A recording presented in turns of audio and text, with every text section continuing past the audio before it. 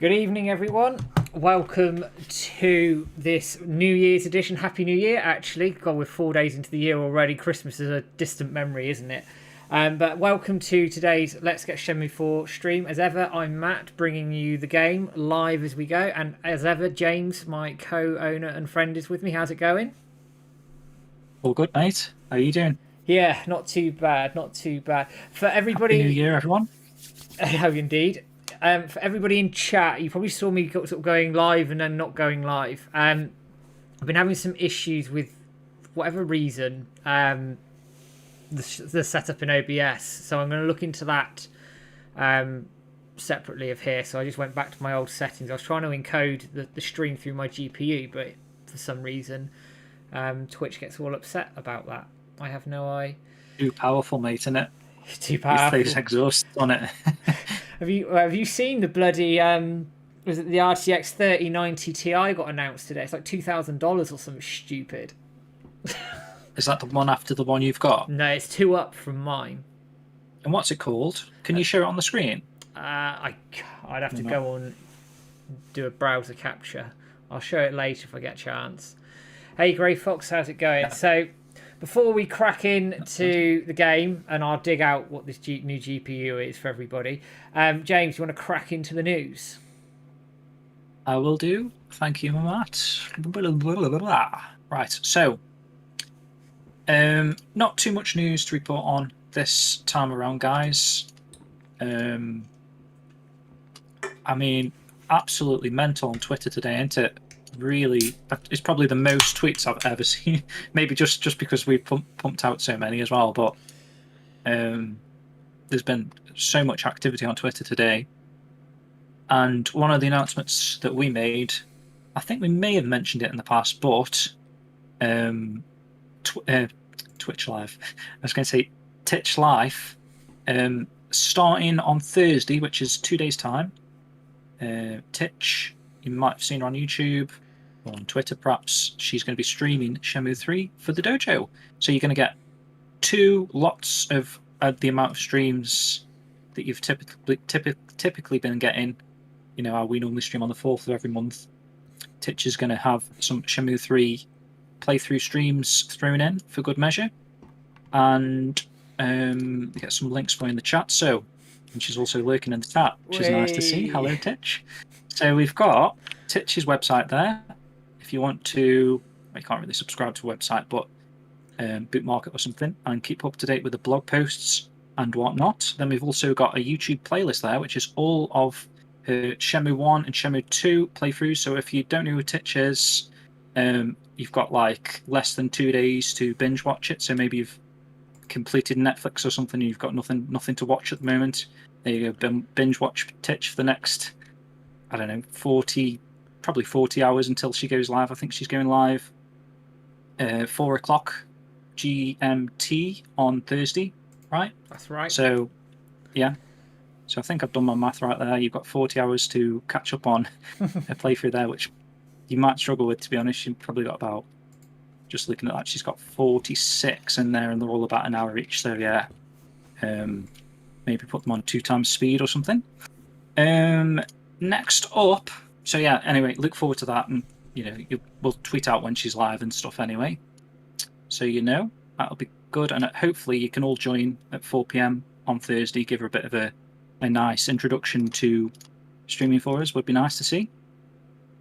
So moving on, we've got a couple of Suzuki-esque little bits of things to note if you've not been keeping up with the news. So just at the end of last year, which is only like 4 days ago, Suzuki, he did a couple of like end of year Q&A things for a couple of Japanese websites. So there's one from 4Gamer and there's one from Famitsu. It didn't really say too much, but there's a couple of little tidbits in there that I think are worth mentioning.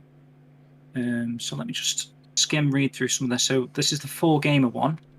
So they asked Yu Suzuki, of all the games released in 2021, which title impressed or shocked you the most? So I don't know if it's this one or the other one, but he does mention that he's been playing games a lot more recently, because obviously prior to Shenmue 3, he hadn't really experienced games in between, probably, say the Dreamcast and going into this modern Shenmue 3 game, it was all new to him kind of thing. So he had, and I think when you interviewed Ryan Payton, he mentioned this, right? That Ryan Payton had to sit down and show him some of the latest games that have been, just so he gets his mind where he needed to be for Shenmue 3. Yeah.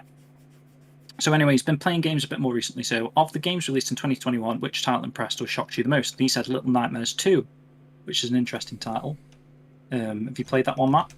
I haven't, actually. I think I've got the first one somewhere. Well, maybe not. I have played it, though. Thought I had it on...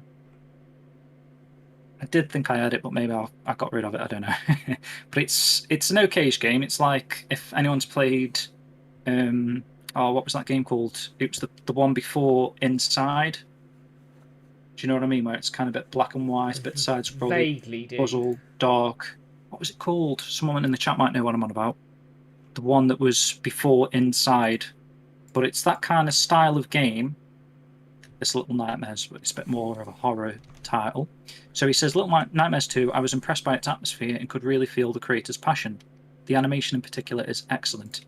And then he was asked, of the entertainment content that was released or announced during 2021, which one left the deepest impression? And he said Finch, which I hadn't actually heard of, but apparently it is a series on Apple TV starring Tom Hanks. Oh, no, a film, sorry, called Finch. Have you seen that, Matt? I haven't. I haven't. Okay. So, yeah, I mean, Suzuki's he's using some of that Kickstarter money to fund an Apple TV subscription. Good use of money there. Question 3, which figure personally caught or is catching your attention in 2021? And he says a Japanese female professional billiards player, Samie Konishi. I like her decisive, aggressive play, he says. Have you watched Samie Konishi play billiards, Matt? I have not. Okay. Question 4, what are your aspirations for 2022 and what is your message to 4Gamer readers? And Yu Suzuki said, to the readers of 4Gamer, next year's zodiac sign is the tiger, which is also Ryo's trademark in Shenmue and can be seen on the back of his jacket. Please look forward to Shenmue the animation, which is scheduled to be released in 2022, as we are working to make the world of Shenmue easy to grasp and enjoyable for all. So that's a nice little message there to end the thing, and it is quite poignant that we were in the year of the tiger, so hopefully this is the year of Shenmue, not necessarily resurgence, because we're still in that sort of resurgence period, but hopefully we're going to get a lot more Shenmue content this year, which we definitely are with the anime, but obviously I'm hinting at Shenmue 4, possibly. Hint, hint, wink, wink. So moving on to the Famitsu interview now, and sorry, I could have been saying this as Matt's been playing. It's quite a long little news thing here, but let's get this out because, like I say, it's very interesting. So they asked Yu Suzuki what his keyword for 2022 is, and Yu Suzuki replied, mix. So strange sort of word to use. I guess he kind of means he's doing a lot of new things this year, perhaps. He's mixing it up. So he was asked what his New Year's resolution was, and he said, to work with people from different industries, such as movies and musicians. I want to bring a different style to game making, which is interesting. And I hope to have something to announce in 2022. So that's an interesting one as well, because obviously the Shenmue anime is already announced. So for him to say, I hope to have something to announce in 2022, he's obviously referring to another project, whether that's Shenmue or something else they might be working on over at Wisenet. A status update was the next question, and he said, unusually for me, I've been playing games. So this is what I was on about, how he's been playing a lot of games recently. I can't really have discussions with people around me unless I know at least the trends. I've been delighted to see so many interesting and unique games. Which, yeah, I mean, I'm guessing it is pretty interesting to be going from not experiencing games for 15, 20 years to, it's kind of like jumping in a time machine in it and seeing, how games are playing these days. So that must be quite eye-opening for him. So it'd be interesting to see what ideas he takes from that into Shenmue 4. Because he's always been kind of like pushing the boundary, with the first games. I mean, I don't really know Yu Suzuki's background as a gamer prior to Shenmue. I know obviously he made, say, classic arcades like Space Harrier and Hang On and that sort of stuff, but Was he actively playing games himself back then? I don't know if he did. I've always think he's sort of stayed away.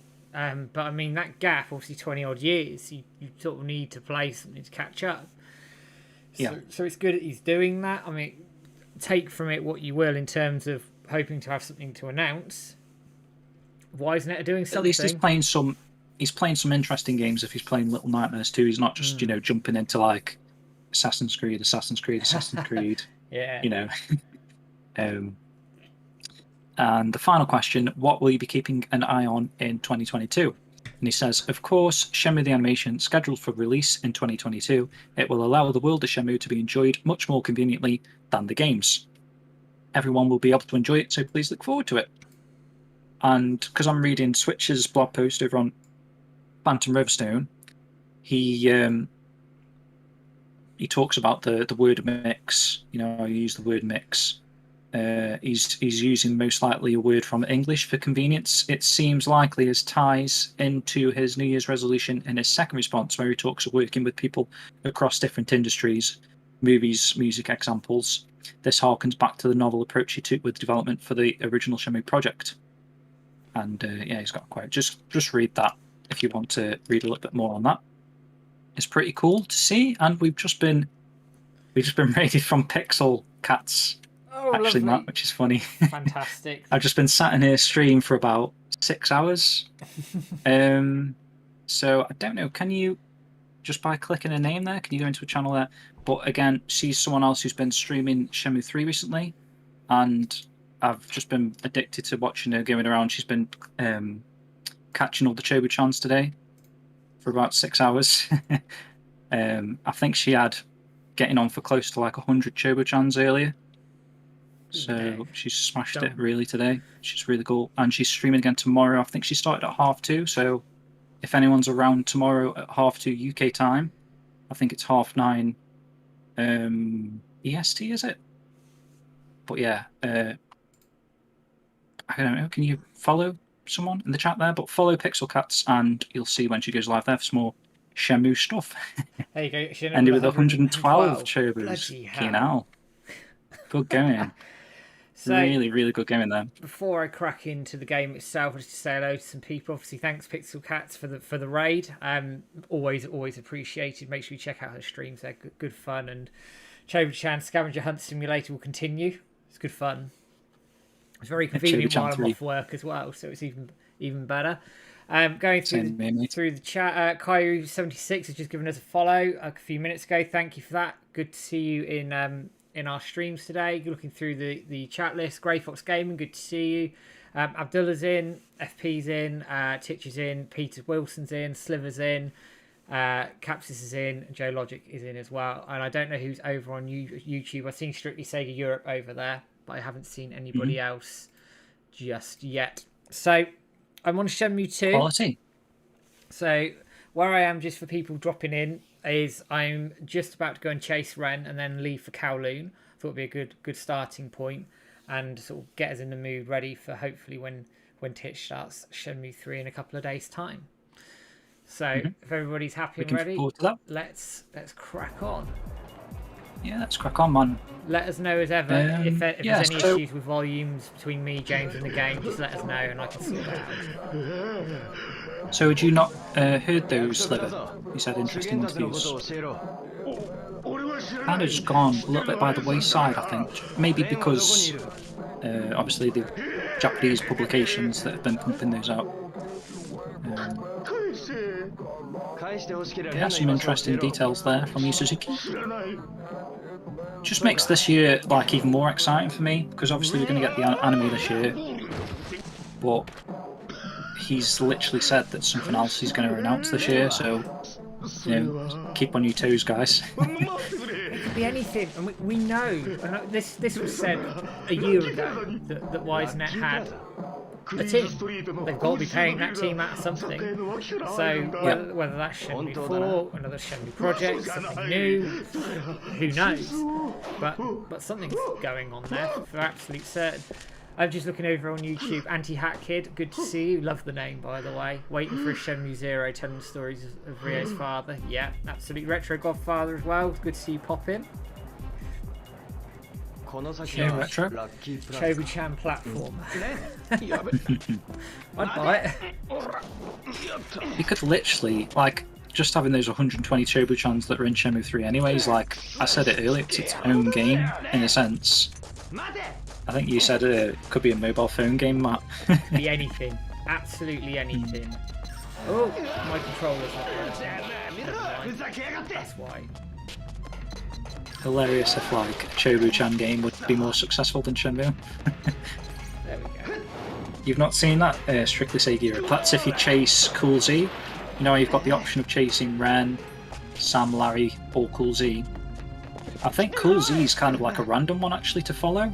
Yeah, he's not the first choice. You tend to go after one of Sam or Larry, don't you? You don't. Yeah, and Ren's a little bit too fast. He disappears straight away, doesn't he? Yeah, he's absolutely rapid. Let's have a look as well. Miles on YouTube, good to see you. Michael on YouTube as well. Greyfox Gaming, we getting the Shenmue 3 definitive soundtrack complete collection. You bet I am. Which reminds me, that was another news point. So this is already expired, so this news means nothing to anyone unless they have ordered. So from Limited Run Games, if you've ordered the Shenmue 3 definitive soundtrack complete collection on CD, those are starting to ship very soon. I think they said very soon, I don't think they said right now. Orders containing that will be finalised soon, yeah, but if you've got an order that contains more than that box set that still hasn't released, you're going to have to wait a little bit longer. But if you just ordered the CD collection on its own from Limited Run Games, you can expect that very soon. Because they were saying, like, update your address if you need to, but that's expired, like I say, so. I'll go through everything now. There's another thing that's a little bit random.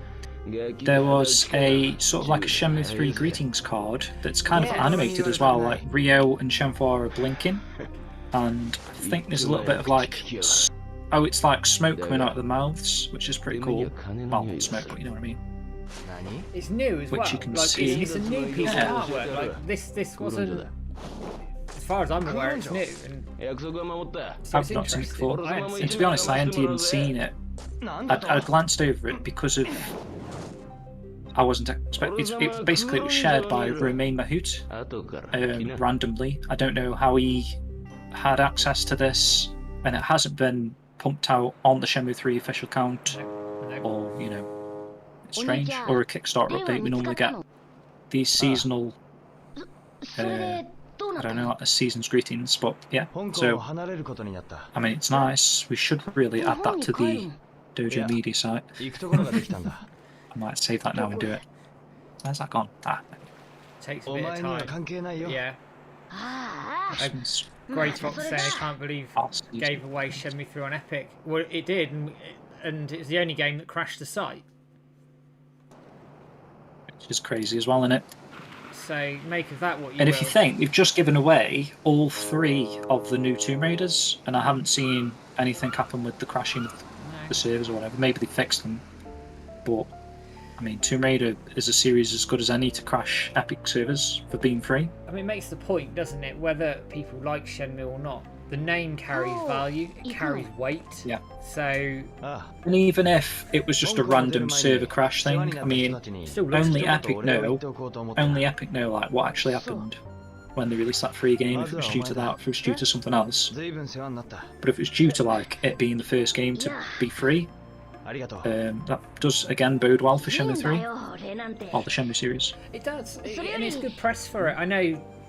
You always get people jumping on it on social media going, oh, it's just a poor man's Yakuza, blah, blah, blah. It's, you know, lazy comparisons, but I won't go on that rant here because I'm a big fan of the Yakuza series.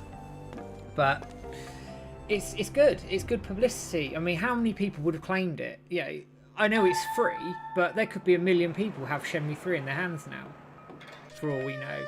Now, it would be much better if these were actual sales, don't get me wrong, but that's 1 million people who've got the game in their hands. People might enjoy it, people might go and buy the originals, and then all of a sudden you've got a much bigger fan base there. I mean, I know I'm talking probably sort of pie in the sky a little bit, but you can see what I'm getting at.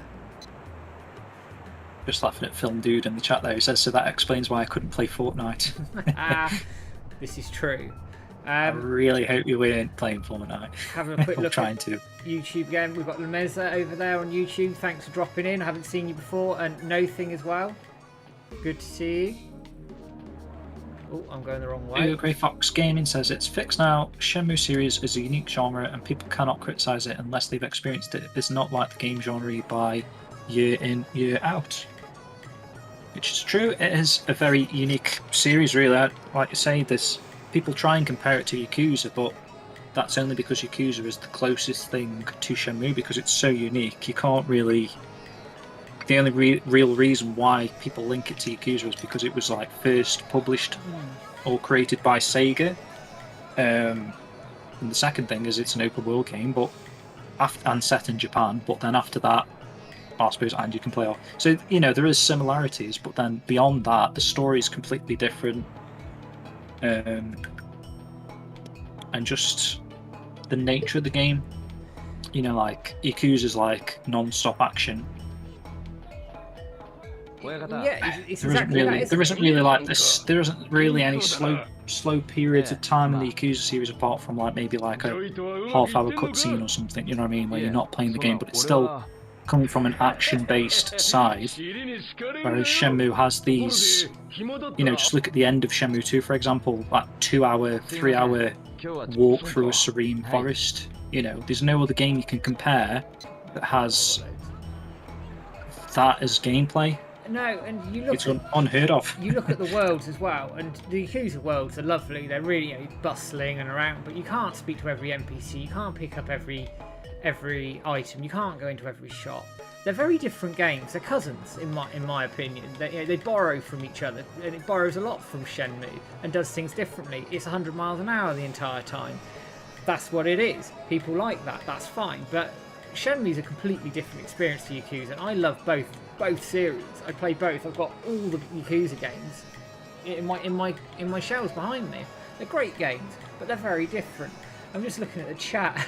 Some people probably did see me going into Twitter and telling people actually like what you complain about a freebie for. Come on. I think someone needs to though. You know what I mean? It's easy to just ignore people. But Matt, I like that you kind of like put the facts out there, and even you're not getting into arguments with people. You're just saying the facts as they are, and people can take that knowledge whether they like it or not, kind of thing. Well, that's exactly it. You can tell the people's mentality who read, say, the facts that you've stated, and then continue to troll or whatever. They're not worth bothering with. It's the people that change their opinion based on some of the facts that you've given them. And I'm all open for a discussion around it. Like some people that I spoke to over on Twitter at the time actually opened up a bit more and were talking about how they liked the first or second game but didn't get on with the third so much. That's fine. I don't mind that. But why do people feel the need these days to take a giant crap on everything because it's something they think they don't like, they're told not to like?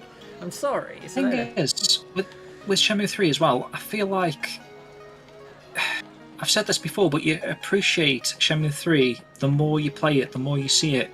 I've been sat watching Pixel play Shenmue 3 for like 6 hours earlier, and all she was doing was going around the stalls, finding a Chobu-chan. And honestly, it was so entertaining because, you know what I mean? It's like, it's not a bad game at all. And I've seen some of the story elements. Obviously, I've played it through myself like 3 times. I've watched Matt play it. I've watched other streamers play it too. And every time I'm seeing it, I'm quite surprised actually that you come away from the first time you play it thinking like, they didn't advance the story too much.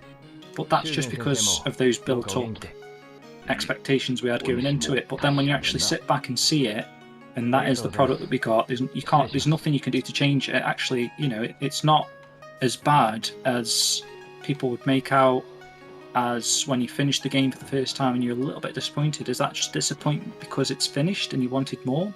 I think because we've always wanted more. I think it is. I mean, 20 years of us bigging it up probably didn't help as well. And as Ryan Payton said when I interviewed him, they spent a lot of time, 70% of the time, developing the systems on Shenmue 3, so they didn't have a lot of time for anything else.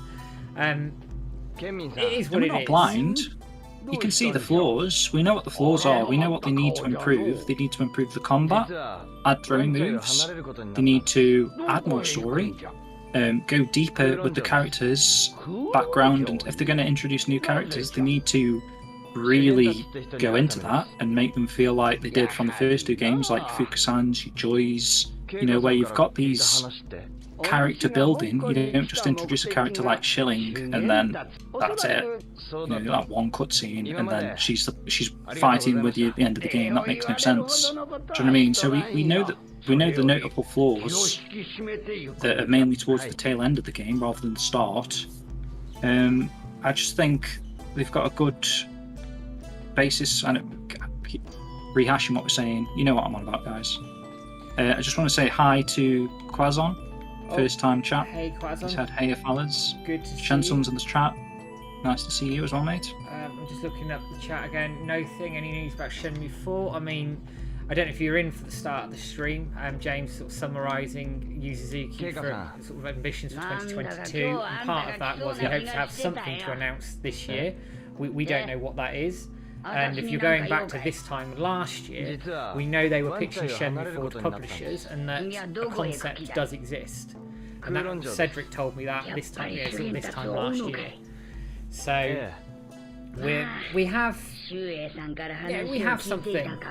Something's going on. We've got the anime as well. Quazon hasn't actually played Shenmue 3 yet. He's excited to try it. Okay, fair play. Be interested to hear your thoughts. I'm also aware, actually, we're talking about story and stuff.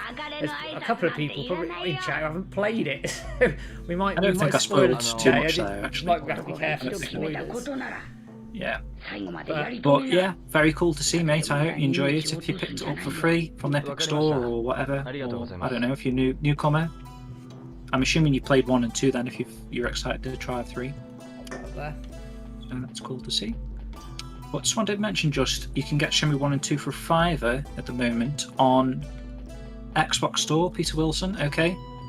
I don't know if it's on sale. Is it on sale on the PS Store? Does anyone know? But I know there is a Steam sale on, you said, at the start, Matt. There is. That ends today. Is that, how much is that? Oh, do you know how much the Steam sale is? Quazon, that must have been me then. A few days ago. I think someone from the dojo was hanging with me when I was playing 2. Oh, one of your chatters was trying to sign up to the site, if I remember correctly, because they got zapped by our spam. Are you streaming on Twitch or YouTube, Quazon? I think it was Twitch. I'd be interested to see you play Shenmue 3. I quite like watching people play Shenmue 3 now at the moment because I feel like a little bit of like a due diligence. Is that the word in? Due diligence. Due diligence. What? Yeah. To kind of like help, if you know what I mean, not to make the game better because the game's good, but you know what I mean. I think just by there's a few little things that maybe like newcomers to the series might not be aware of that we know off by our how to do stuff, that just by introducing to someone to like a concept or an element of the game might improve their experience. So I quite like just dropping into Shenmue 3 streams just to sort of like help people. If that makes sense. I'm gonna go to the arcade. I end up being a bit of a backseat gamer. But I do a little bit But these things like the side quests, in the Shenmue 3, where I know there's stuff like that in Shenmue 1 and 2 where you just stumble across scenes, and there's like some really amazing scenes in the first 2 games that when I'm watching people play, I had it with Titch Life when she was not streaming, but playing through Shenmue 2. I was like, I kind of wish I was there to say like, oh, go this way because you're going to get a cutscene where Ryo and Shenmue nearly kiss. Do you know what I mean? There's like, I kind of hate how that is like a missable scene because it kind of like adds so much. Because once you see that scene of like Shenmue trying to kiss Ryo, you kind of like see Shenmue's, I don't know, maybe she's just doing it because that's what she does. She's a nice person, someone's doing a nice gesture for her, so her mindset is to kiss them, I don't know. But when it happens, you're kind of thinking like romance, aren't you? Like, and then when people have these sort of things when they're playing Shenmue 3 where it's like, are these going to have like a romantic relationship? They may not have seen that scene, so you're already like, well, Shenmue's already kind of tried to kiss Ryo, so do you know what I mean? I don't know if anyone's in the chat, by the way, because Titch Life. Yeah, okay. So she kind of is. She is in the chat.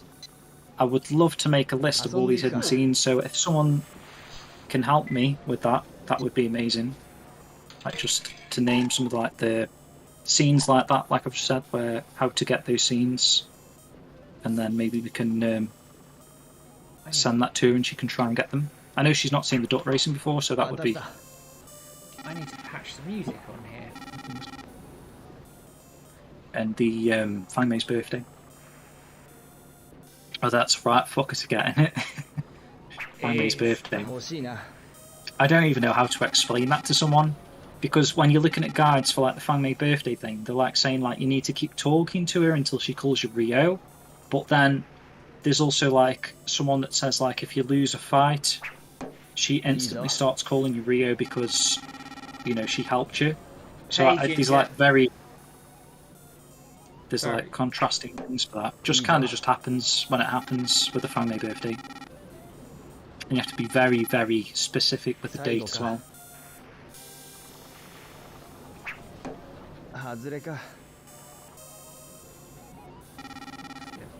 Okay, Peter Wilson says until the 7th you can get Shenmue, what was it, 1 and 2 for a $5 on the Xbox. I swear I patched that. I'll have to look at that. The music for the darts sounded off. Mind. Obviously, they're like hidden things in the first game as well. Like, oh, wrong button. Thanks for the host, Ginger. Cheers, Ginger. The Nozomi scenes, a couple of them are like hidden away, aren't they? Even the, that one of the first cutscenes you have with Nozomi in the park, where she's helping that little kid with the toy. You can miss that, oddly. Yeah, I didn't see that for like probably 5 playthroughs, and then just one day I just got it because the weather needs to be good or something.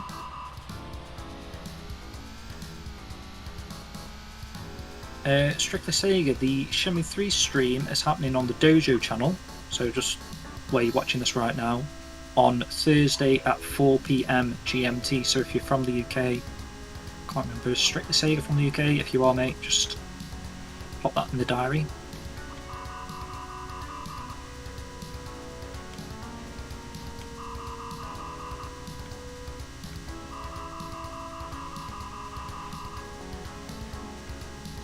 Chat again.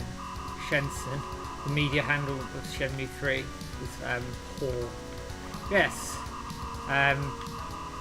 That sounds like an interesting topic of discussion, doesn't it? Yeah, it does, doesn't it?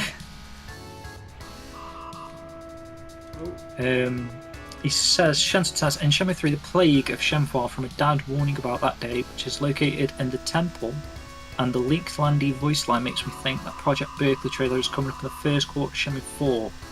That plague. Oh, do you mean plaque? plaque? He That means the plaque. Plaque, yeah, sorry. The plaque is easily missable. Yeah. And you have to really go out your way to find it. The plaque of Shenmue from her dad. Her dad leaves a message on the email in the Bailey temple. Ah, shit. Do you remember what that said? Off the top of my head, no, but I'm sure it would be easy to be found. So I've read through everything when I was playing the game, like all the back emails and stuff. There was like those ones in that Manuan temple. I was wondering whether they were like fans wrote them or they were part of the game. There was loads of them in there, and I know in the Aowu there's a bunch of them in the 2 temples as well, isn't there? Which I think might be where the Baka ones are. I don't think the ones in Bailu are Baka ones, right? Some are Baka ones in Bailu. It was a Kickstarter tier. I can't remember which one. It was definitely a Kickstarter tier. There we go.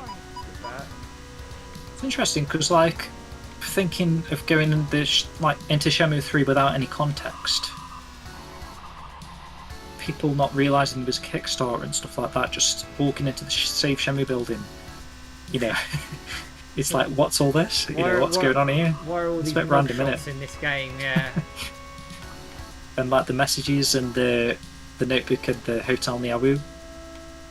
If you don't know what, their backer names, you never followed the series before.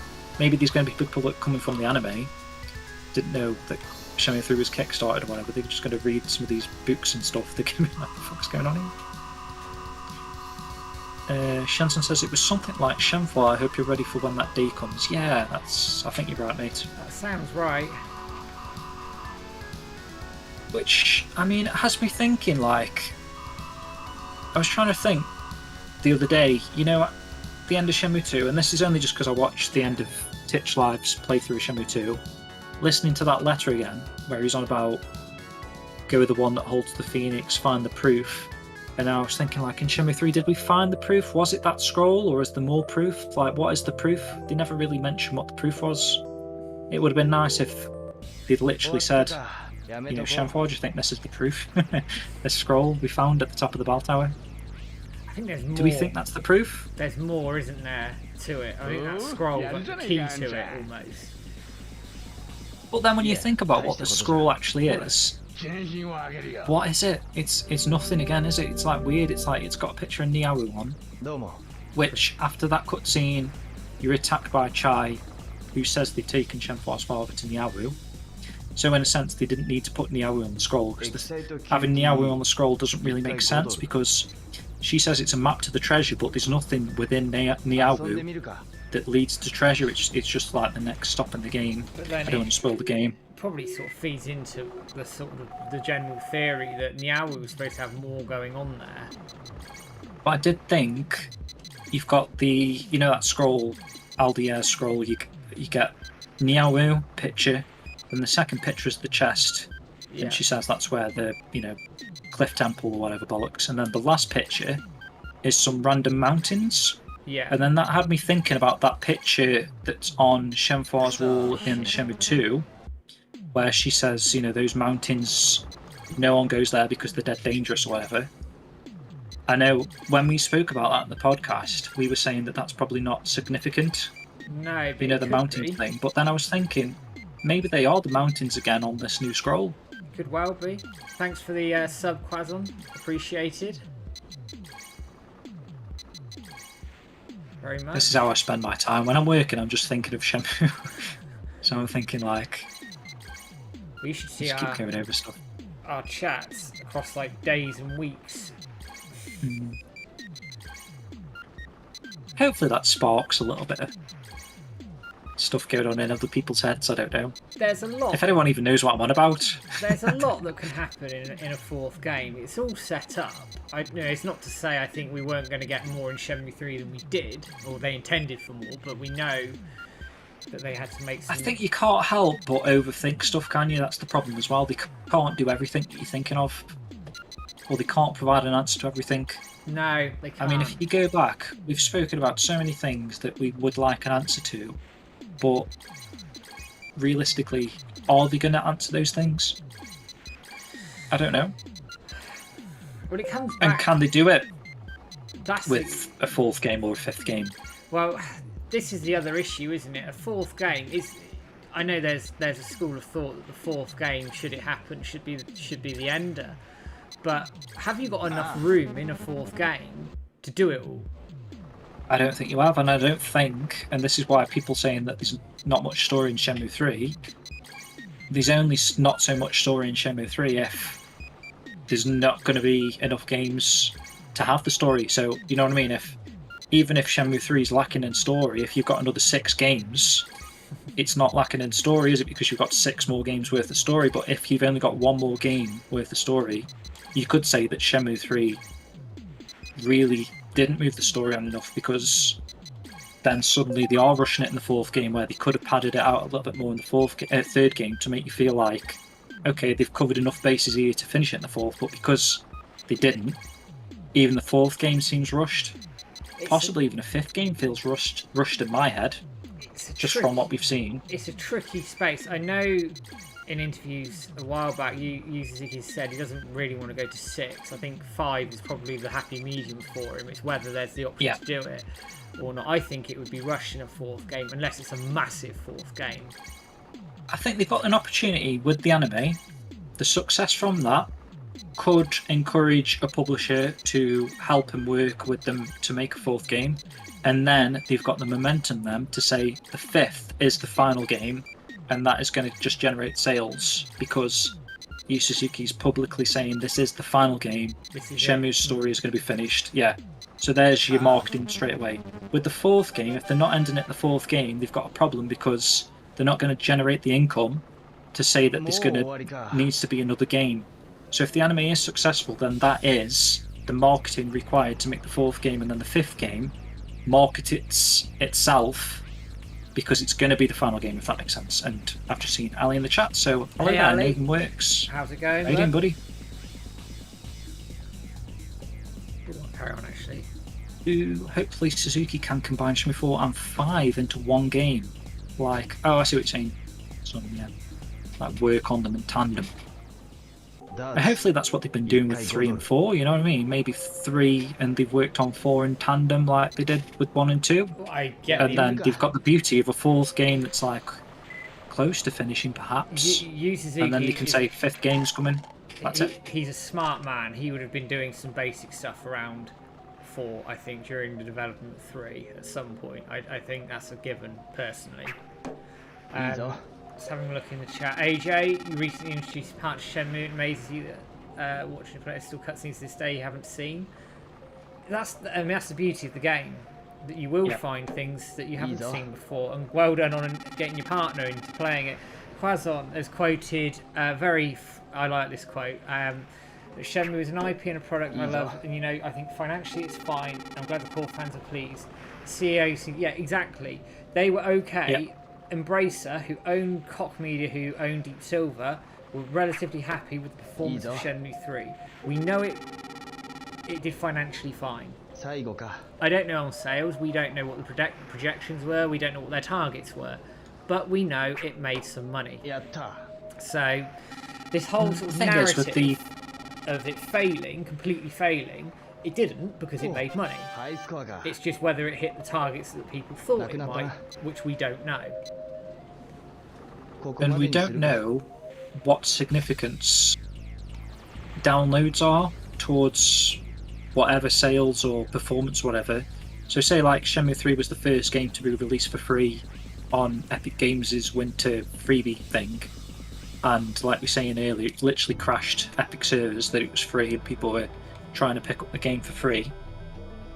That's got to hold some sort of, perhaps not sales figures, but there's got to be some sort of merit behind those figures that, they can't deny. Not necessarily that those people would have bought the game eventually, but the fact that it's free and it's generated that interest into it enough that people are willing to click a button, which a lot of people aren't willing to do these days, says something, in my opinion. Or it should say something to the CEOs or whatever that we're happy with it prior to it being free, and then the response with, it being free, whatever, as well. And then the anime to come.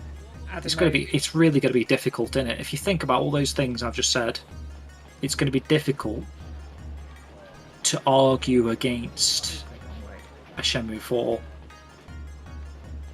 right? Or am I just dreaming? I don't think you're dreaming. I think it just needs someone to be brave some of the with shit it. that people that make, you know what I mean? Like, someone was saying, I think it was AM2 podcast, and I mean, you've said it as well, but they were saying, like, we've had, like, 9 PS3 Yakuza games. I mean, these series out there, you've got Final Fantasy that's up to, like, Final Fantasy 16 or whatever. You've got games that have got numbers. There's that game, what's that Chinese game that Sonoshi was on about a while back, and I think I bought it. I forgot the name. It's something like Xuan Yuang 7 or something. Yeah, it's quite good. So there's 7 games of that. There's that YS series, or Ys or whatever people call it. I think that's up to 9. These games out there that aren't mainstream titles that have reached those numbers, and we're only asking for a fourth game of a game that I feel like everyone's heard of, or most people have heard of at least. They may not have played for one reason or another, the fact that it was originally on the Dreamcast, I don't know. That's it, yeah, Ali, yeah. Yuan. Yuan 7, yeah. I've played, it's good. Quite enjoyed it. It is very good, yeah, but again, do you know what I mean? There's 7 of them. I'm pretty sure, I mean, out of the 18 viewers we got in the chat, maybe 10 people don't know about that, I would have said, at least. And they've made 7 of them, so I don't know. I could just be talking out my arse, but... Looking at chat... And the fact is, I know Shenmue requires a lot more money, perhaps, but then again, does it? Because, you know, that is a good game. And does it because we've got the groundwork in place? And I noticed when I was playing Yuan 7, there's a lot of cutscenes, there's a lot of chat, voiced chat as well. I mean, maybe the gameplay would suffer a little bit, but as long as there is a game made, it's something, right? We just have to see. I mean, the anime, I think, is going to be a big point to the success of the franchise going forward. It's the mainstream key. It's how it does in that respect. But considering it's done financially fine, we know it's okay. The name still carries weight. It really does still carry weight, whether you like it or not. And the media coverage of some of the media's coverage of it is not particularly complimentary, but it's still a big name. So there's something there, I think, that would allow for a potential audience. I mean, I'm just looking at the chat. Adam's asking or saying he's seen the interview, so they've got to be working on something big. Assuming it's Shenmue IV, it could be. Obviously we've got no confirmation on that. Quazon's saying... I like what Shenson said, actually, at the end of the anime, they should play a trailer of Shenmue 4, but I think they should play a trailer saying, like, if you've enjoyed the series, you know, there's a video game series as well. Well, yeah, of course you bloody should. Like, Shenmue 4 would be brilliant to announce it then. I don't know if they will or not, but even if they turned around and said, here's the original games, they're on sale on Steam, Epic, PlayStation Store, now, pick them up, and they go hard on and they promotion. could do it in a way where it's like, enjoyed the anime, you know, Shenmue, the game, whatever, you know, you can get the full package 1, 2 and 3 for like a tenner or something. Yeah. Go do it. Go get it in more hands. Or what they could do is play into the Crunchyroll subscription thing and say, like, Crunchyroll subscribers get a free code for all 3 games or something. Why not do something like that? Get them introduced to the series through the anime, then give them the games for free. They fall in love so much with the series that when they do announce a 4th game, there's more people willing to buy it. You'd be well in for it. Just looking at the chat, Quazon saying Epic CA Tim Sweeney previously revealed that the company pays a flat fee to each developer to give away their games. So the suggestion is they got some money for the free day. Great, if that's the way they've done it. That's awesome. Fantastic. Yeah, that's very cool. Because I suppose it's in Epic's interest, because they're going to get more eyes to the platform, more people in their store to buy other games at the time, and I think they were giving people a free tenner as well within that promotional period. So yeah, that does make sense. Give WiseNet or whatever, drop them a figure of like, I don't know, 10k or something. It's more money. Is that too little? We don't know how many they shifted, be. but if there's a flat fee involved, I would suggest it be a substantial fee to allow them to do that. And also, think about it this way. Shenmue was the first game. It wasn't just a game, it was the first game. It was a big name. First game. First open world game. And it broke the servers on Epic. So of its time. I see what you're saying, yeah. We have to see how that carries, but well, even for example, say if they flat rated WiseNet 100k, and from that, you know, people rushing to download it or whatever, and the servers crashed, they've all had a free tenner as well. They've picked up games that are like 30, 40 quid, got them for 20, say. How many people did that? I don't know. I They don't probably know. already made the money back and more, and they were quite pleased with it. Well, yeah. I'd have thought. And again, it's more Shenmue in people's hands.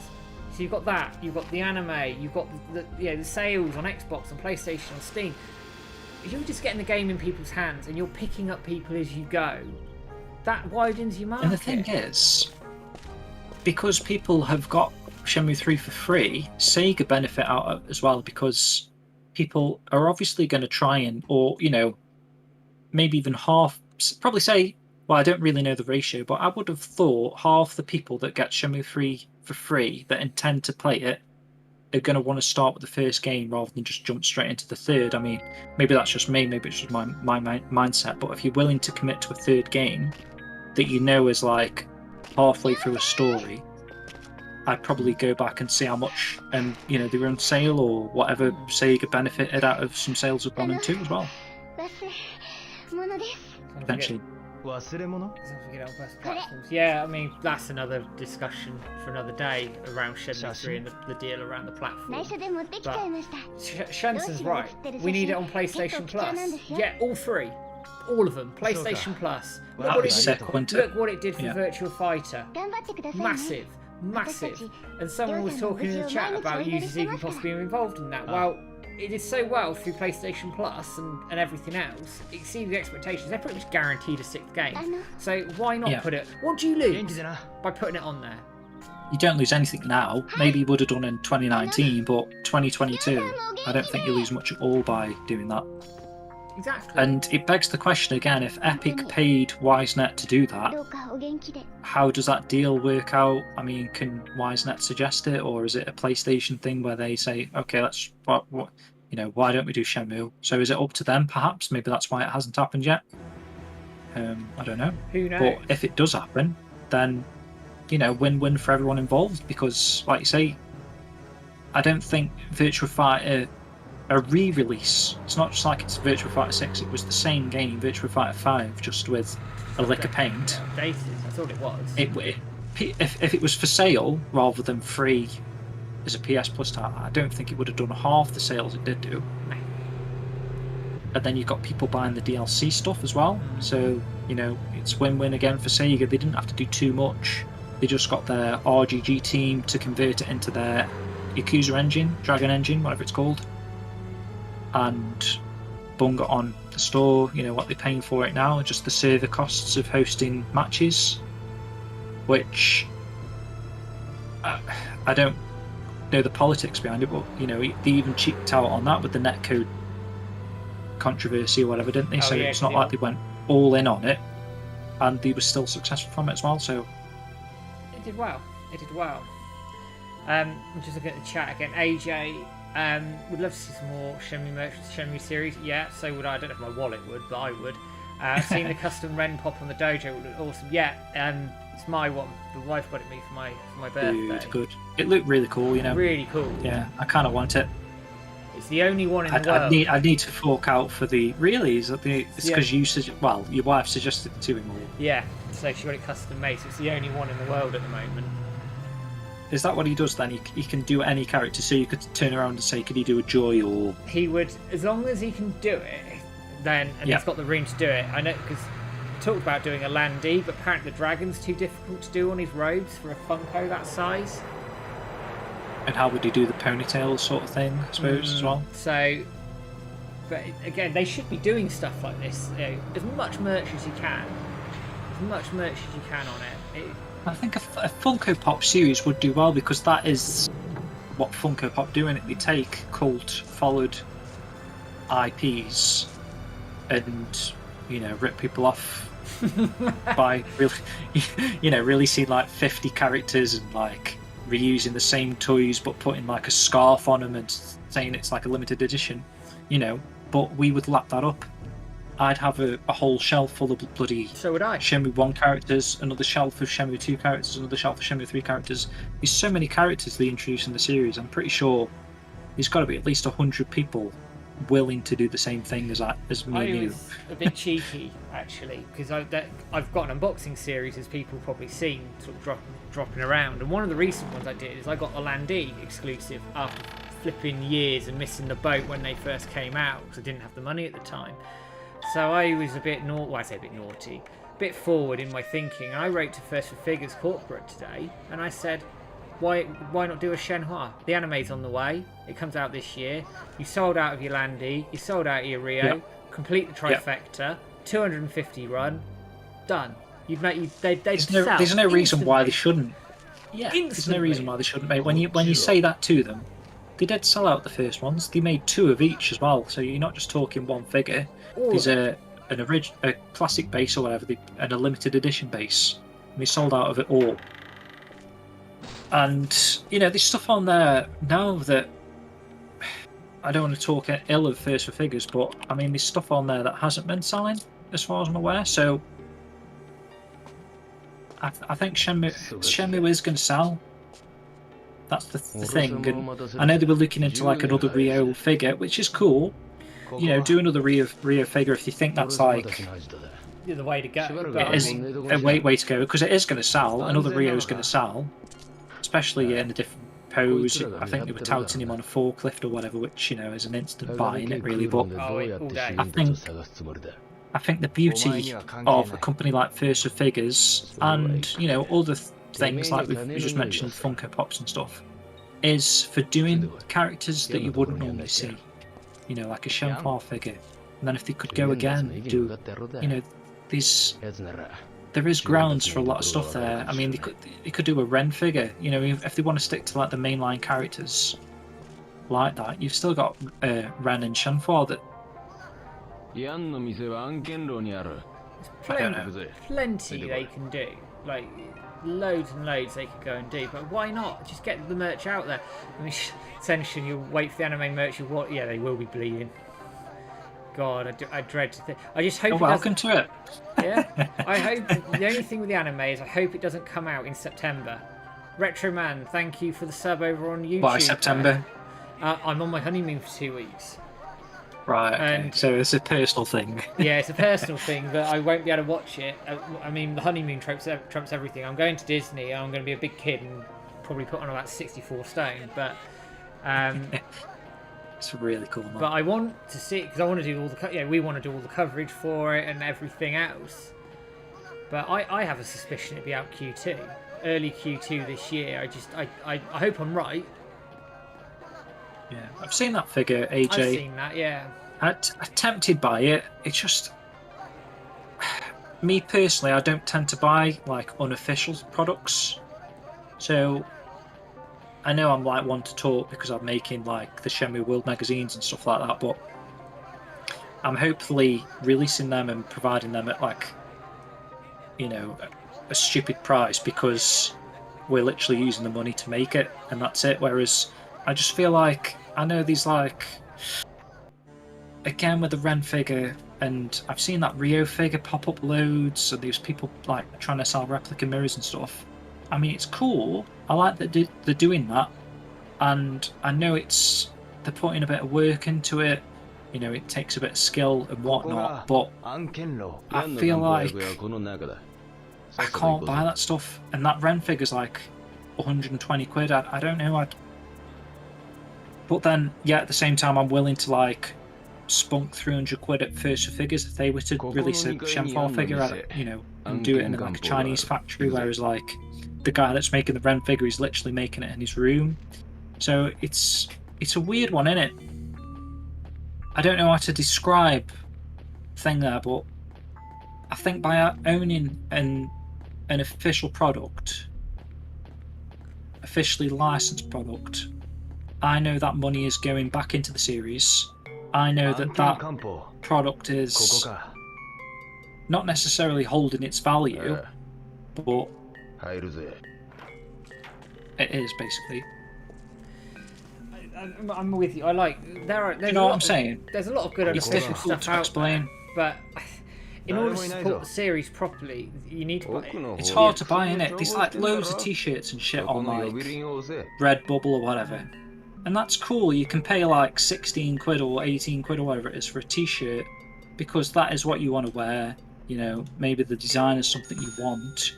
But then I just feel a bit weird spending 18 quid on there where Redbubble's getting like 14 quid or whatever, and the guy that made the design, and sometimes the design is just like a fucking right-click download.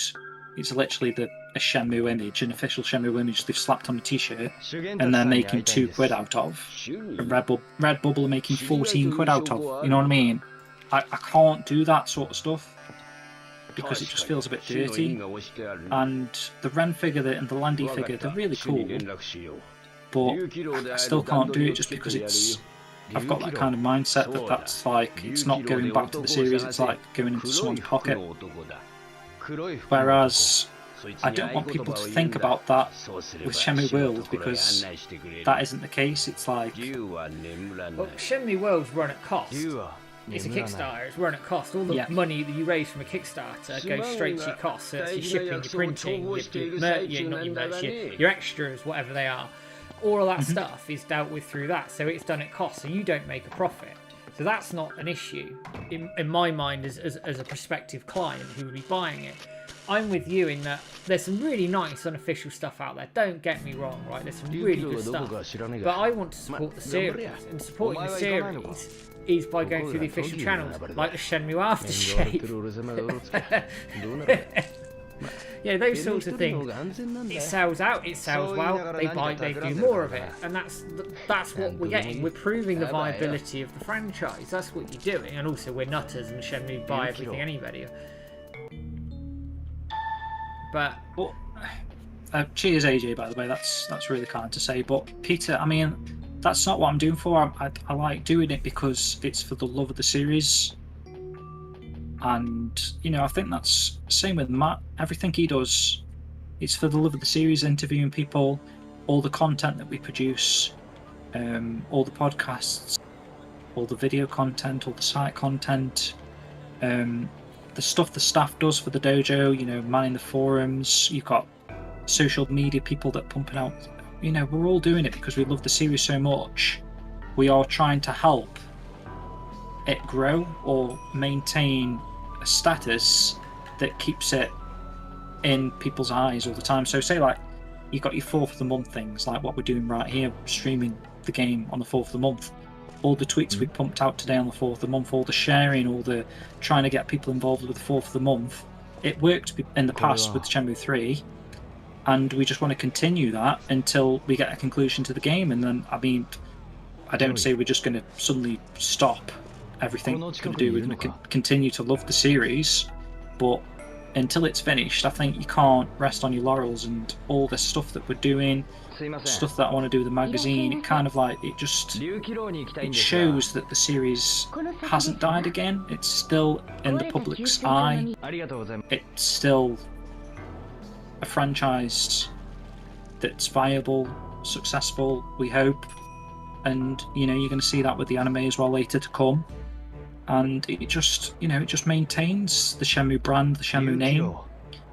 It's just a nice thing to do, I think, and whether or not anyone makes money from it, as long as these people taking that and playing the games and, you know, discovering new fans and stuff like that, that then can pump money back into, like I say, the official channels and stuff like that. But, you know, I know the cologne isn't the Shenmue item everyone wanted, but by buying it, it's showing that Shenmue is still a thing that sells, that or has the potential of selling. And, you know, you've got to kind of persuade these companies. I don't say Sega's going to get involved with the 4th game, but if you want to see more Shenmue merchandise or more Shenmue stuff from a particular, you know, a Sega, you've got to buy it, haven't you? It's and why wouldn't you buy it? I mean, it's something that we all love. Obviously, if you've not got the shelf space, then don't buy it. If you've not got the money, don't buy it. But, you know, if you've got the money, you've got the shelf space, it's something that you love, it can only help. That's me out. Peace. And on that bombshell, looking at the chat, AJ would like to see viewing Joy on a bike with statues. Spags wants to see official mirror. And actually Josh Fairhurst at Limited Run Games wants to do them as well. When I interviewed him, he talked about that. AJ's also saying that Shenmue World was very well done. Looking Oh, thanks, dude. Peter Wilson saying Shenmue World Issue 2, Abdullah. Oh, yes. Do you want to go into that one? Yeah, I don't know, watch this space, particularly towards the end of the month, I'm hoping. So, yeah. I wish I could show something. I don't know. There's a lot going on behind the scenes, and I've seen bits and pieces, and it does look really, really good. You're going to be... I can guarantee that if you like Shenmue World Issue 1, you're going to like Shenmue World Issue 2. Hands down. I'd be surprised if you didn't. Oh, I went up too far. Third floor. I took a little bit too long, actually, to do Shenmue World 2. I don't want to make excuses, but it's just been a bit of a busy year in general. I did plan to have it out already by now. Like, I wanted to keep it like a consistent yearly thing, and when I first started, I wanted to keep it like a consistent 6-monthly thing. So I'm like already behind on that first model. But then when I was like shipping the products, making them up, packaging them, shipping them, I just knew that wasn't viable. So I extended it to a year, and then, like I say, it's just been a bit of a crazy year. It's been for everybody, hasn't it? I feel like we've taken on maybe too much between me and you, Matt. Every time we release a podcast, it takes me like a week's worth of editing for the audio, the video, just the organisation of all that, from recording it with Matt, 3-hour thing or whatever, and then adding music, and it's a lot harder and a lot more complex than you think it would be. It's a lot, isn't it? And like when you see me and Matt streaming live, you're getting all the ears, the ahs, the thought, the thinking process that I like to try and strip away from that audio. So say if me and Matt record for like 3.5 hours, and I strip all of that bollocks away, and the episode's like 2 hours 50 minutes, there's like 40 minutes there of like ers and ahs that I've cut out. That is like real time. So say if the episode's 3.5 hours, I've had to sit there for 3.5 hours, real time again, to edit the audio. But obviously, if you think about selecting a piece of audio, deleting it, just that is like 2 seconds. So then you can double that time. So that's 7 hours there to get through a 3.5 hour show to make it a 2-hour 50 show. If that kind of makes sense. And if something takes me longer than 2 seconds, you can double it and double it and double it or whatever. So these things take a lot of time. And Matt, if you look at the podcast, all the episodes, apart from 8 episodes that were like me and Matt together, what's that? It's like 18 episodes were literally Matt's interviews. So Matt's done that 18 times, that process. So I reckon it's, with audio editing plus doing the videos, it's probably about 2.5 days, 2 days work if I get a good one and it's the audio's not too much cutting around. But it's fun to do. It's not like it's a slog. Yeah, I enjoy doing it as well. It's just it takes time away from these other things. I find it oddly so working on the magazine as well, it doesn't never gets done. And we both work full time as well. Yeah, like I say, it's enjoyable to do. And because it's Shenmue, it's like I just live in a Shenmue bubble. I do. I don't know about you guys, but just every day and every thought is not every thought, of course, that'd be daft, but you know what I mean. Yep, Sonic Shenmue. Quick squeak through the chat. Sonic Shenmue, thanks again for dropping in. I know among a lot of you as well, but I see Sonic comment on literally every video we put out. Definitely enjoys our content, so thank you for that. And thank you to everybody as well for taking the time to listen to our content, talk to us, and for dropping into these streams. Yanni X as well, good to see you, bud. Long time no see. How you doing, Yanni? Ali says fans can do a lot. It's not always the publishers. Exactly, Ali. I mean, the fact that the Shenmue 3 is even a thing is because of the Shenmue, you could say. Because of the community, rather, the Shenmue community. I don't think it would have survived without us, truth be told. No, it wouldn't. It wouldn't have done, hands down. That was me. I quite like you messing up the QTs actually, because I've not seen those failure states. Looked like there was blood on the door then. I don't know if there is. Can you fail it again? It looked like there was blood at the top right of the door. I can fail Probably it. rust, but Right, it's it looked probably like rust. blood. I'll fail it. It's probably rust. I'll fail it just for argument's sake. It does look red, doesn't it, like blood? Ethan's checking for a new episode every morning at work. Really? Daily episode. Bloody hell. Oh, Retro, You've got Miracle, your work thanks cut for the out follow. there. Considering we do like every 6th week, I think. So. I've got one Well, that's very nice to hear, by the way, Ethan. Sorry. Really nice of you to say that. I've got one interview booked. I've had to reschedule it from recording today because the person unfortunately has got COVID. I've got another one that I'm sorting dates out. I'm going to send some dates this weekend to get that recorded sort of as soon as possible. I'm waiting on another person to come back to me. Wow. So I've got some interviews in the works. Which is nice to have stuff in the pipeline. And the good thing is, Matt, when the anime's released, you can recycle old guests. You're not, not that that's a bad thing, but I mean, like, there's a lot more things to talk about then at that point. We can talk about the anime. Like, I want to get my viewer back when the anime that'd be really cool. is aired. I'd love to get him back to see what he thinks. For example, Evil Chucky playing Shenmue 3 as I watch the stream, find himself to play it and go for the platinum. Good stuff. That 1,000 fish is waiting for you. Oh, that was an interesting point you said earlier. There isn't an achievement for the Chobu chant then? No, there's not. You'd have expected one, wouldn't you? It's the sort of thing that would.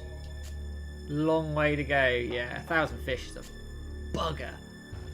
Nice to see you though, Evil Chucky. Thanks for dropping in. First time viewer.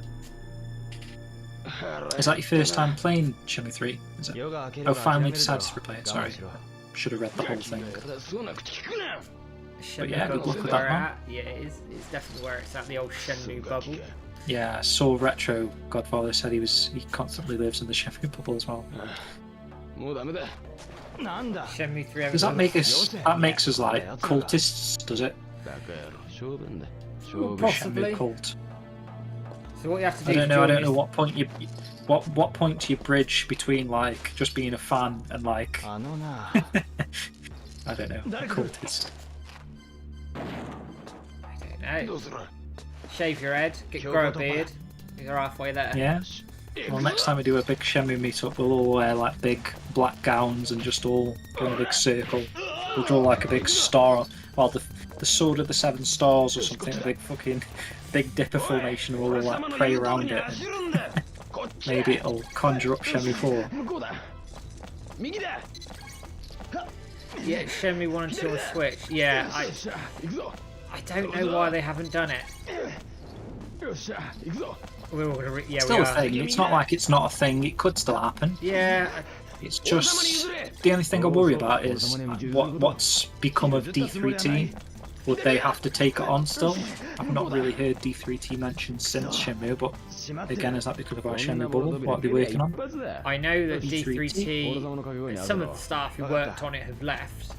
So I don't know. They've done this before, yeah, okay. They did something with the Guardian of the Galaxy, did they? Did you notice, because obviously you've had that for Christmas and played it, Mark, did you notice the D3T logo? I did. I noticed keywords. I didn't see D3T. Guardians of the Galaxy is a bloody good game as well. If you haven't played it, guys, seriously, get it. It's really, really well done. I was surprised, pleasantly surprised how good it was. That's what they say on the website. That's what they've been working on. Credited. I wonder what that means, credited.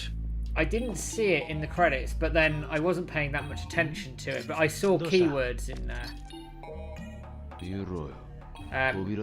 Sega Games Remasters. Why isn't it Shenmue 3 in the animated coming? Fans continue to name alive, continue to be successful, introduce the series to more people along the way. It continues to be bright. It does, because we've done the hard thing. Reviving the series has been done. It's now keeping it alive. That's and not resting on our laurels. I think that's the biggest thing here. I mean, you look at the community groups. You've obviously got ourselves. You've got Shenmue Forever. You've got Phantom Riverstone. You've got 500k. Shenmue Master. Shenmue Master, Shenmue DE, Shenmue Photos. You've got Virtual Shenmue. I'm reading that. I'm gonna miss people out because there's so many. Shenmue out AU, if that's still a thing. Shenmue Japan. Shenmue Australia. There's a Japanese fan group as well. Shenmue 2 differences. There's like stuff that is like so specifically in like a niche of a niche of a niche. Mental. Just looking at the chat again as well. Hey, love video games. How's it going? Good to see you as always. Spags, honestly, for 30 quid you got to steal that. I mean, I got it as a Christmas present and I enjoyed every second of it. The combat's a little bit repetitive. Shenmue Arabia is another one exactly. The combat's a little repetitive. Yeah, but did you say 500k by the way? Yeah, I said 500k. Okay. I did that one. Sure, there'd be like guys with pitchforks lining up at my door. Yeah. We should. Once you start mentioning one, you're going to mention them all. So that's yeah, no doubt I'll miss somebody by accident. So I do apologise. But you were saying about the combat. Sorry. The combat for Guardians, it's good. It's nice and tight. It's a bit repetitive, if I'm honest. But the story, the storytelling, the music, the soundtrack is amazing. So good because it plays all the old 80s hair metal stuff and like some nice custom tracks that are put together as well. It's so good. And for 30 quid back, you've got yourself a really good deal there. You'll enjoy it.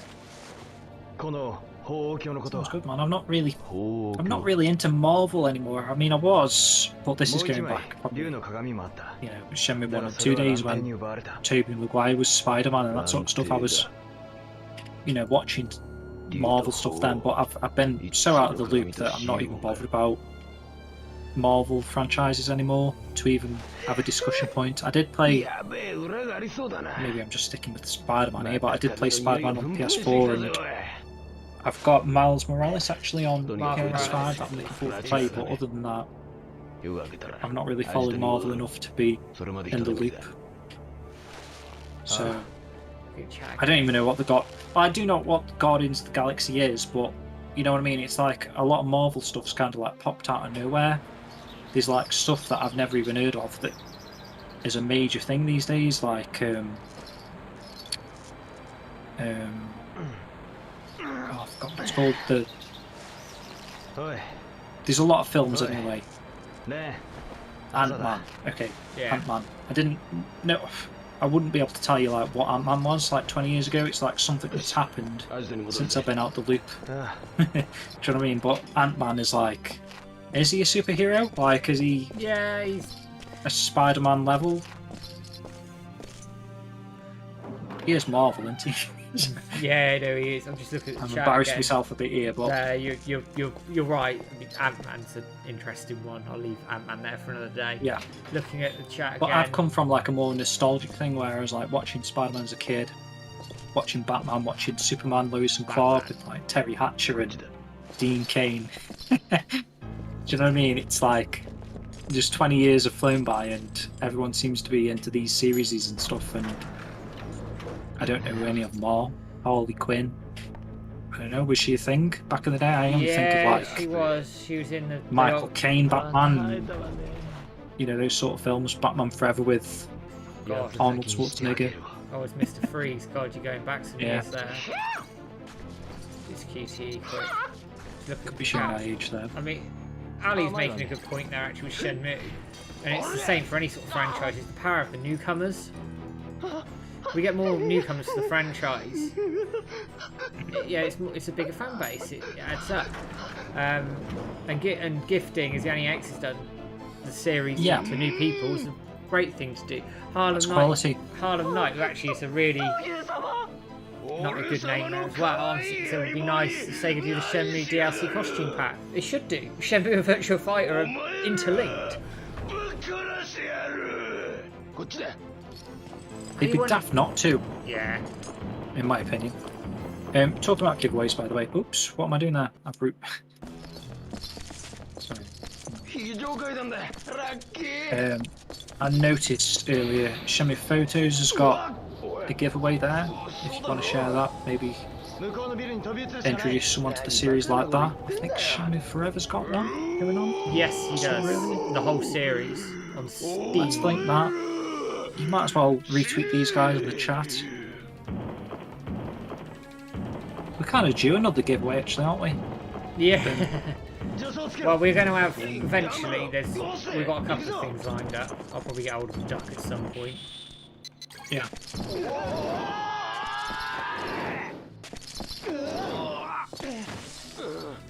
I've got a few things remaining myself. I've got a couple of Shenmue 3 band-aids. I mean, if you want to give away one in the stream, you're welcome to. Don't mind sending it to someone in the chat if they haven't got a Shenmue 3 band-aid. Oh, Joe, I haven't even set it up. We can save it for the next stream. Save the giveaway. Hang on. Yeah, sure. I've got loads of those band-aids knocking around. I'll have a duck from somewhere, I'm pretty sure. I'm running out of like good things to give away, if that makes sense. One thing we are going to Unless someone wants Shenmue 2 on Xbox. one thing we are going to do is I've got the 6 CD set in my shelf. So James and I have split the cost on getting an additional. Yeah, so I got that one early because it came from Big Wax to allow me to do the unboxing. But then we basically bought a second one from Limited. I bought one from Limited Run Games. So that one we'll give away. So once that comes, and that might be a little bit of a while because, like I said earlier, we haven't really heard about what's going on with the collector's edition, like the complete collector's edition of Shenmue 3. That's still in the works, but obviously we've got the big vinyl set. Was there like a production error or something, I feel like? There was. On the big set, yeah. Big Wax did an email, I think it was in December, saying that that there was an issue with the quality of the 11LP set, so they're having to redo it. I think it's changed to Q1 shipping on Limited Run Games. Right. I mean, Big Wax should What, ship for the vinyl set, yeah. And I'd So imagine we'd get. What's that up on March? We ordered ours from Big Wax, so they haven't got as far to come for us. So maybe we'll get it quite soon. I don't mind just sending it if you want, mate. You don't have to buy it. Or we can, well, I can do it as a giveaway. Sonic saying I can't wait for the sword. Yeah, I can't. That's an unboxing that I'm really looking forward to doing when I get the opportunity to do it, and when obviously the stuff turns up. That's going to be a good one. There'll be a real nice long unboxing on that. Where do you live, Retro? If you're UK, I'll just give it you. Don't want it. You want a nice nick. Comes with a movie as well. Yeah, it will be pizza because it's not going to be very big and it'll be plastic. It's not going to be like a sharp thing or anything. It'll be fine. Maybe that's why it's so small. We've had to change that from the game just to fit it in this collector's box. So imagine if it was like the proper Shenmue 2 He-Man sword. You'd be like, what? Yeah. That'd be sick, that would, wouldn't it? You need a truck just to get that through customs. Oh, Retro's from London. Oh, okay, yeah. I'll just send it to you then, man. No, don't worry about paying me. Just... You follow me on Twitter, don't you? Just DM me your address and I'll send it to you. Because I've got some other stuff to send, actually. I've got some... Well, I won't say that. I've got some stuff to send. So I don't mind popping it in the post for you, no problem. Just seeing Love Video Games raided us as well. I did see that it didn't pop up on my end, so thank you for that. Cheers, buddy. Oh, everyone's got the umbrellas up. Oh, it's peeing down with rain. I see that very often. Go away. There we go. Honestly, mate, don't worry. Just DM me your address and I'll pop it in the post for you. I've literally had it at my office for about a year, not doing anything, so... I was planning like a big Christmas giveaway with like loads of stuff, and then we just ended up doing that advent calendar for the vinyl record thing in the end. So that was really cool. That was a it's really going to be combo. Good competition that was. That's one of the things I've got to send actually. Just reminded me. Some guy in Russia's won that, so I don't know how much the postage is on that. I know. Any experience with Russia? I think I sent a couple of Shenmue World Issue 1s to Russia, do. And I think they were on the pricey side for some reason. I think because of... Yeah. It's because, I tell you why, it's because even though they're like EU, they're like close to China, aren't they, Russia? So I think it was more expensive than I realised. They've got a border with China, Russia. Johnny X, do I think a bundle could happen with the anime and games? I'd love it to. Can you imagine like buying a box set, games, anime? I was just on about that, weren't we? I don't know if Crunchyroll have got the ability to do it, but how cool would it be if after you've watched Shenmue the anime, every Crunchyroll subscriber gets the series for free, like free code sent to subscribers Crunchyroll? They got a massive sub base as well, Crunchyroll. Yeah, that'd be crazy, wouldn't it? Don't send replica source to Russia. No, I'm sending them a vinyl record, Peter, so I mean, hopefully that's okay. You still chop someone's head off if you throw it hard enough. You've been watching too much. Yeah. What's that? Mortal Kombat. Mortal Kombat with the that thing. Yeah, no worries, by the way, Retro, that's cool, mate. DM me now if you want, just so I can see it. Let's check that alert on the raids. Retweeted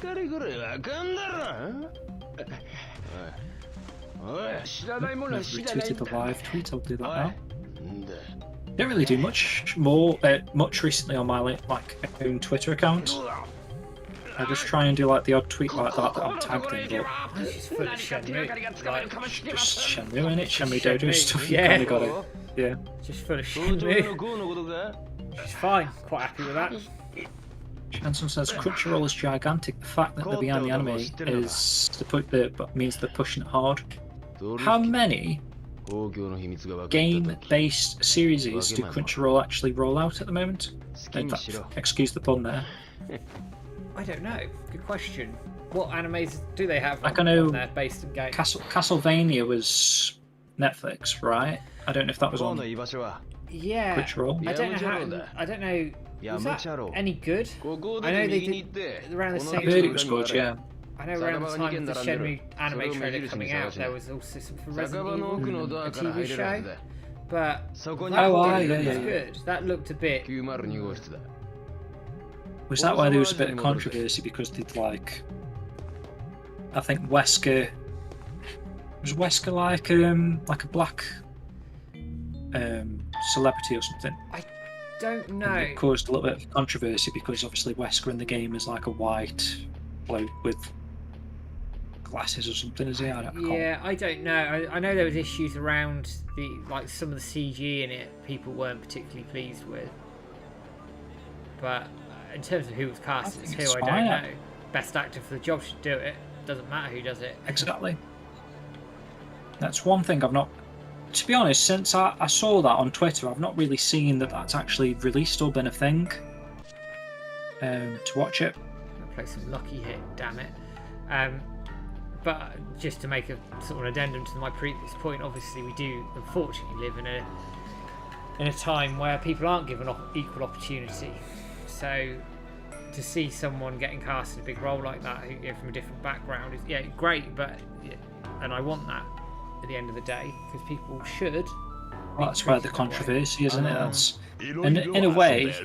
I know it's like a negative thing, but it has advertised the series like enough that I was aware of it. I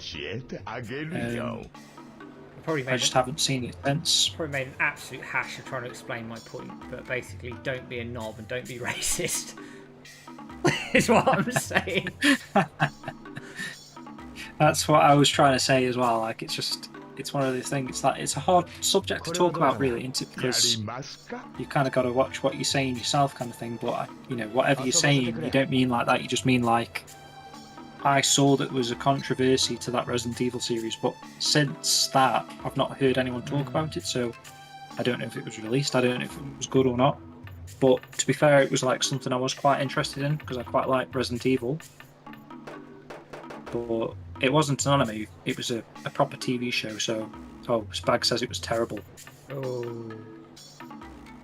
I know they've cancelled that Cowboy Bebop adaptation as well.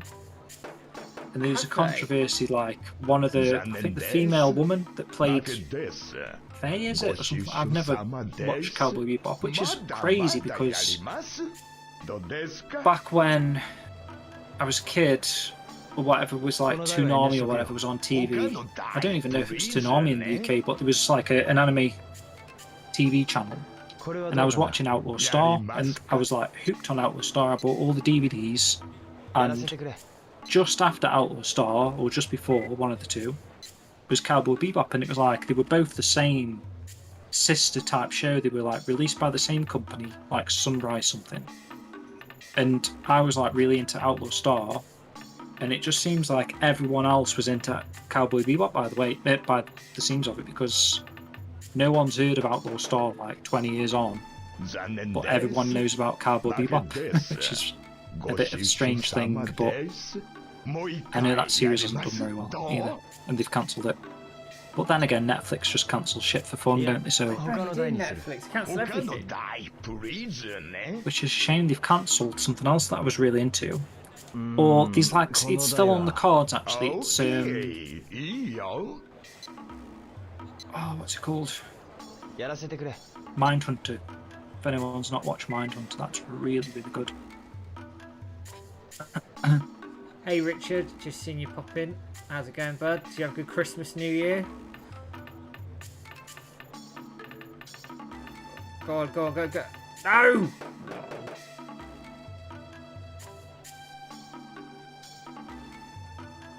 Got your message, Retro. Oh, I'm stuffed here. Yeah. Yeah, no worries, man. I'll send that. I'll try and send it to you this week. Because, like I say, I've got to go to the post office anyway, so.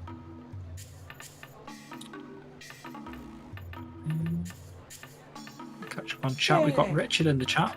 Hey up, Richard. You okay, mate? Oh, Christmas was good. New Year was alright. I didn't get absolutely destroyed on New Year, which was a bonus. Yeah, quiet. Quiet, which is what I wanted, really. I'm off work this week, which is even better. I don't know if you've read this, Matt, but Richard said, hope to see some arm wrestling in the anime. Yeah, I'd like to see some of that. Jimenez can get beaten again. I'm going to play some more Lucky Hit on a different board. Yeah, like Sonic's saying there, it's like when these companies and whatever, you know, if there's a beloved series out there that they're trying to adapt into like a TV show or an anime or whatever, and they try and change it, you know what I mean? Even if it's like a race thing, it's like people know a character as a character, don't they? So, not that it should make a difference, but you can kind of see where some people come from, that they have these expectations. It's like the whole Shenmue turned to an anime thing, you know. I mean, we're kind of, I want to say we're, you know, there was a lot of hatred towards Shenmue 3 from fans, which you don't like to see. I was going to say we're kind of like quite open-minded as people. Maybe people in this Twitch stream right now are quite open-minded. So, you know, you've seen that Chai fight in the dojo. It's clear that they're changing a few things and their adaptation that could cause a bit of controversy, that could cause some fans to be like, well, you know, why not just stick to the Shenmue story? It's been done. That's what we want to see. And if they're trying to change something that people are already familiar with and fond of, you know, what's the point in doing that? But then, like I say, we're quite an open-minded kind of group of people that I think we're open to like seeing these new takes on things, or maybe like additional content that we're hoping for to be added into these shows as well. So you do get the storyline that everyone wants to see, but you also get to see some other things. We've mentioned like the boat chapter and these like things like that we would love to see incorporated into the anime. And maybe like how people are saying like there's not much story in Shenmue 3. Maybe if the anime delved deeper into the history and the lore and like the mirrors and that sort of stuff going on in Shenmue 3's Viability Village, or fleshed out some conversations and some, you know, what if there's like a whole episode devoted to like building a relationship with characters in Shenmue 3 that are literally in one cutscene, like Schilling and Master Sue, or whatever his name is. So, these sort of characters that they ran out of time with, that they could flesh out more in the anime. That's the kind of adaptation I want to see. But then again, at the same time, I don't mind them making little liberties if, I don't know, the scenario. I mean, if you go off the trailer, maybe we're going to go into the anime with a wrong, things we're thinking of already might not even be a problem. That Chai in the dojo thing. Who's to say that isn't before Ryo's father dies? And I don't know, Chai's just involved scouting out the Hazuki residence prior to Ryo running home at the start of Shenmue 1. So Chai tells Landy where Ryo's family home is, and maybe that's where Ryo's got the scar before the start of Shenmue 1. So from Shenmue 1, the game onwards, story-wise, it's identical, but we've seen Chai in the dojo, and we're thinking they're going to adapt the series slightly differently, but maybe they haven't. Maybe they've done like a bit of a prologue that no one even knows about, where Chai's scouting. These sort of things we don't know until the thing's actually done. Maybe people are going to be disappointed by certain things. I don't know, or maybe we're going to be surprised because okay, that makes sense now. You can't tell, you can't judge something. Until we actually get it, we don't know. We don't know what we'll get, but I think they should be able to take creative liberty with some of it. I mean, we know we're going to get the karate tournament, for example. We know we're going to find out how Ryo gets his scar. So there's plenty in there that, as fans... I literally just come up with that on the spot as I was trying to make a point. Who knows? We don't know, and even if that isn't the case and Chai just randomly turns up in the dojo, I'm still on board with it because it still looks really good, and I'm happy for them to take these little changes or whatever they want to do with the series, as long as the overall narrative is the same. As long as go at it. The broad story, the main story is what we'd expect, and they don't go too off piece with that. I don't think people will mind. It's all the side stuff I'm interested in, like the stuff we didn't get, the boat chapter, the karate tournament, the bits in between. I think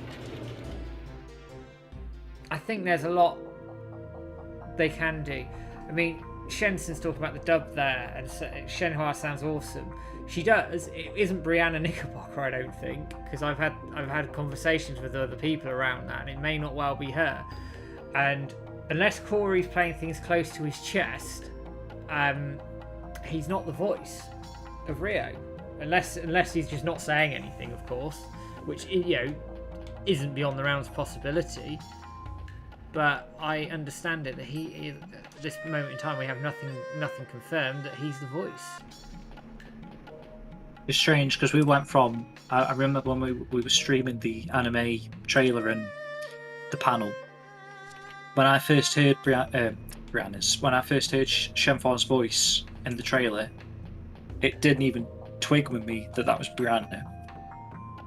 And then even I think you were the same, Matt. And then the next day, when we were planning the podcast discussion, you were like, after listening to it properly and these sort of things, you were 99% it was Brianna. And then I listened to it and I was like, okay, actually, yeah, that does sound like Brianna actually, now you say it.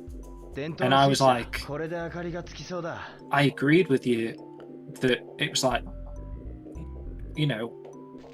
why... That's the thing as well. Why would someone pretend to sound like someone else? It's not like the Kickstarter trailer.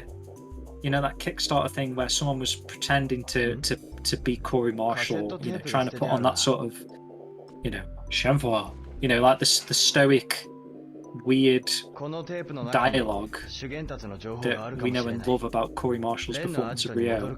That guy that we could tell wasn't Corey, but he was trying to sound like Corey in that opening trailer. So much so that Corey was worried that some guy had replaced him.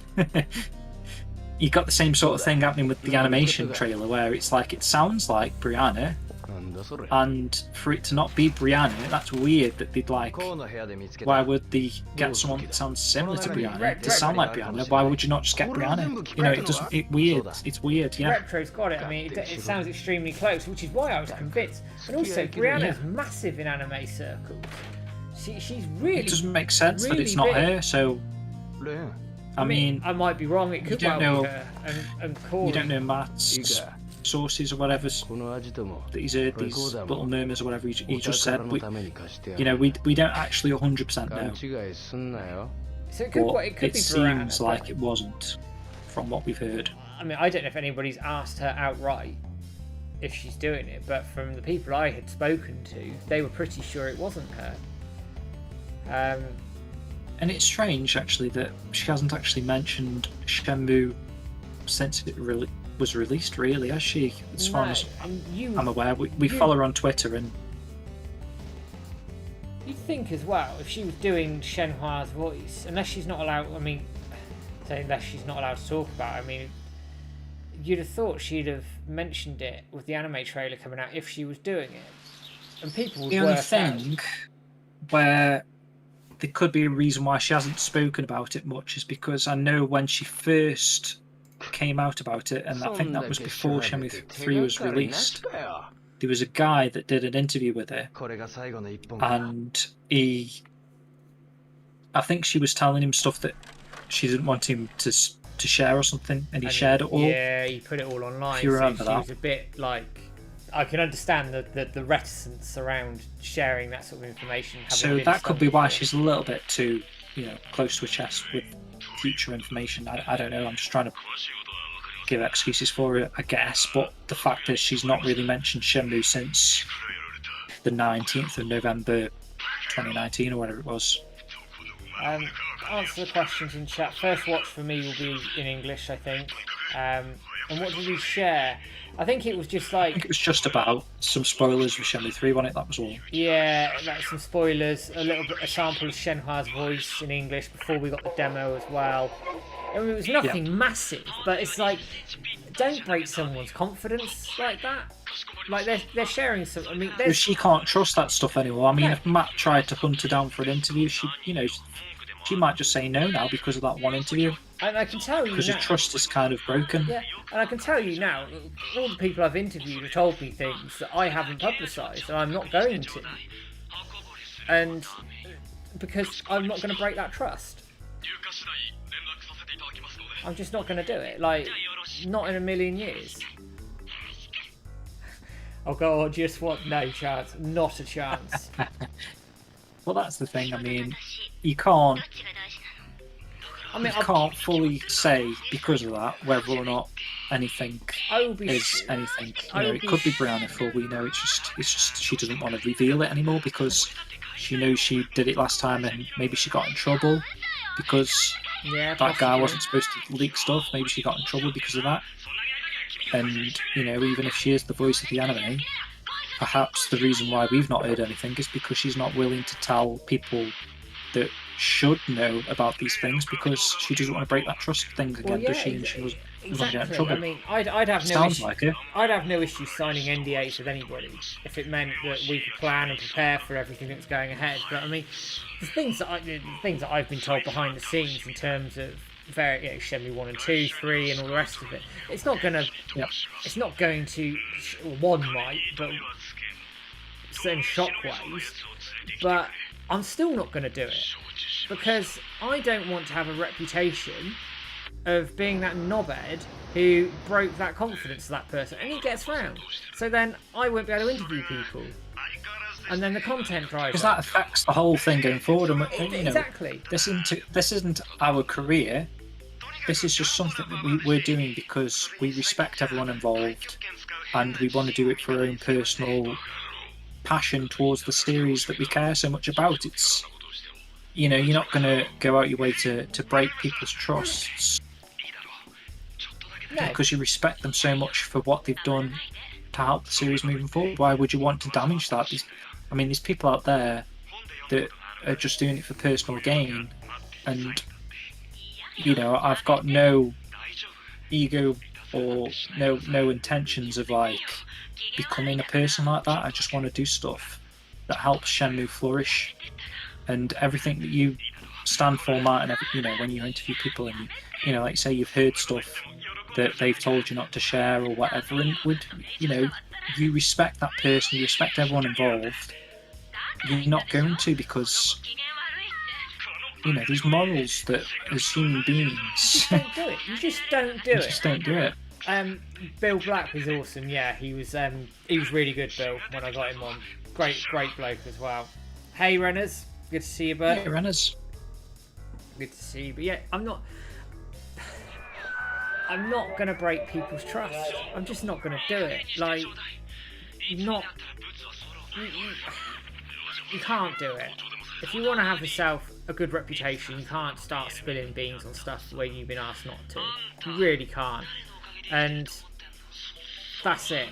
And if stuff comes out about X, Y, and Z that I knew about and it shouldn't have done, I can go, it wasn't. I can hold my hands up and go, no. It's straight up that way. So, but again, if I sign an NDA or anything and I haven't, it'll be openly clear. I haven't even signed NDAs. That's the thing, mate. It's just, like I say, you just respect the people involved in the series enough that it's common sense. And I say to everybody when I interview them, as part of the pitch, if you like, for when I'm trying to get them on board, especially people who have been involved in development or whatever, I always say to them, if you say anything when I'm recording that you want taken out, it's not a question. You tell me what it is and it's gone. Done. And you give them the questions up front. So if they want them, when you have received answers, so everything that is revealed in a podcast. So say like the Cedric Biscay, you sent him the questions. If he's saying that Shenmue IV has been pitched, it's not because you've gone out of your way to share that as news and like, oh, Shenmue IV is happening. He's happy to share that information. So yeah, and I did ask him. I did say, "Are you sure? Yeah, you've asked him, "Are you sure you're okay sending that?" Yeah. And he was like, "Yeah, go for it." Fine, great, but that's the only time that you're allowed to do that kind of thing, because you've had the this big word that I'm trying to say that begins with C. I just think the go ahead. I just think, you've got confirmation. You can go ahead and do and publish what that was. That's fine. If someone says you can share whatever it is, then that's fine. But if I'm told I can't, then I won't. And it's simple. But the incident with Brianna back in the day, with that guy sharing that information, meant that actually the community got stung. Yeah. There was a bit of throwaway around that. So the community had to step in and say, hang on a second, this wasn't us, this is just some random whoever it was. That's the thing, like that one guy there, he's standing for the whole community really at the end of the day, because Granny's put her trust into this guy who thinks like I'm doing a Shenmue interview, and then suddenly we're all on the same pedestal, and she's got this, something's been leaked that she shouldn't have maybe said herself, or she had the trust in this guy to like not share it, and he shared it anyway, and that kind of holds all against us as well at the same time, because she's just being introduced to this community for the first time and she doesn't know who to trust now. So instantly her friendships and whatever, and her way into the community is, she doesn't know where to start, does she? She might as well go to the fucking fake 500k guys and not be any the wiser. Who do you direct her to if she can't trust the person that's directing her to the good people? I don't know. Yeah, and like we've said, it makes it difficult now. If I wanted to approach her to do an interview, I don't want to speak for her because I haven't. She might be reticent to do it, and now I can go to her and say, people X, Y, and Z will vouch for us. Yeah, we're kind of just using her as an example. But it just makes our lives more difficult at the end of the day, and also it's just don't be a dick. Quite frankly. Yeah. That's interesting, Shenshun, that he's saying there he doesn't really think that's her in the anime trailer, because that's how I felt when I first heard her, and it was only like when I was kind of warm to that voice and the way she kind of speaks in that trailer. She's speaking like Brianna does, but the voice isn't identical. So it's kind of like I was saying earlier, it's like the person that's doing that voice work is trying to sound like Brianna, but isn't Brianna. That's all I can say. It's the same sort of thing, like someone trying to sound like Corey, but isn't Corey. You can tell. But then this was like so close in a sense that it fooled me even. Yeah, I mean, like I said, I was convinced. And it could be she. You don't know. The thing is, and this is going back to that interview that guy leaked as well. In that interview, he asked her if she could do some of the voice from Shenmue, and actually, even at that time, she kind of struggled to remember what voice she did when she was voicing it, if that makes sense. So going off of that, you could kind of say like 2 years later, whatever we are, just over 2 years since Shenmue 3. Well, actually coming up to 3 years probably since she did the voice work. Someone's coming to her and saying like, can you voice Shenmue again? Perhaps that's just how she thought she did. You know, when you hear that voice, you don't actually know if it sounds like Brianna. It could be Brianna. Do you know what I mean? It's... And equally, it might not be. So it's... Yeah. It's probably Suzuki voicing Shenmue. Peter Wilson's made a point, actually, on chat. He might be reading too much into it, but could Cedric tweet me nice with a wink emoji while retweeting a cosplay of it was Shenhua, the cosplay from... I think it was Aaron who was doing it, saying Happy New Year, having a meaning. Was, yeah. I don't know. At the same time, but Cedric's been a bit more. He's been liking a few of our posts a bit more on the dojo. That's true. That's true. It's probably nothing, but I'd like to keep the hope alive in my own mind in that respect.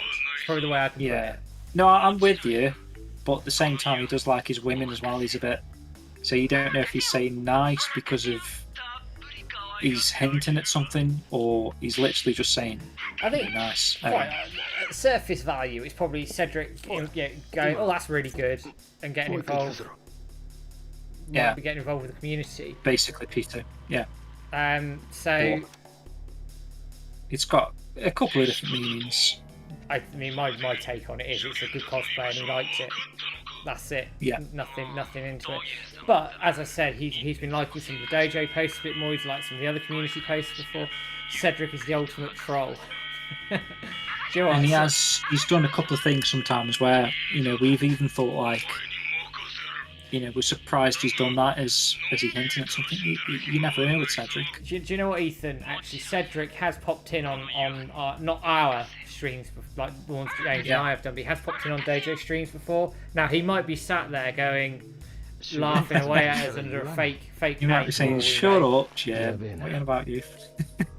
But Cedric's sound. He'd be saying whatever that is in French. Cedric is honestly, having spoken to him for the interview, spoken to him a few times since.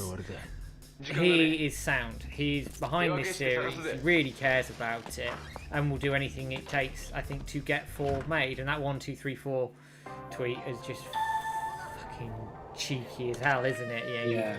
And the good thing with Cedric is he's an old school Sega fan. Yeah. So he's not just doing it for profit.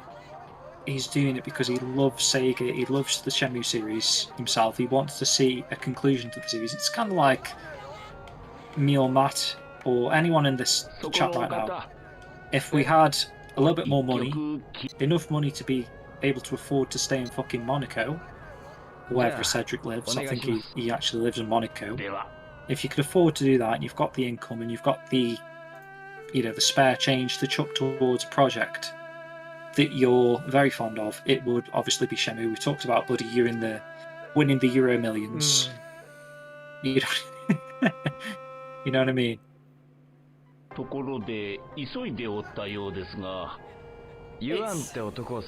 we don't know who Cedric, but face value, it's just a nice tweet to go, yeah, well done, quite like that. And if there's because of Cedric's background, anytime he does do a tweet like that, it's going to cause a stir. And it's only good things that he's still, he's still involved a little bit with Shenmue. He's obviously not muted us all. He still cares about Shenmue. I love that. So if he's sending ambiguous teas of Shenmue Day to tune into the stream. Yeah. Oh, I can imagine him doing Sat there with you, Suzuki, just both on the red wine, necking it, playing Little Nightmares 2 over here. That was a callback.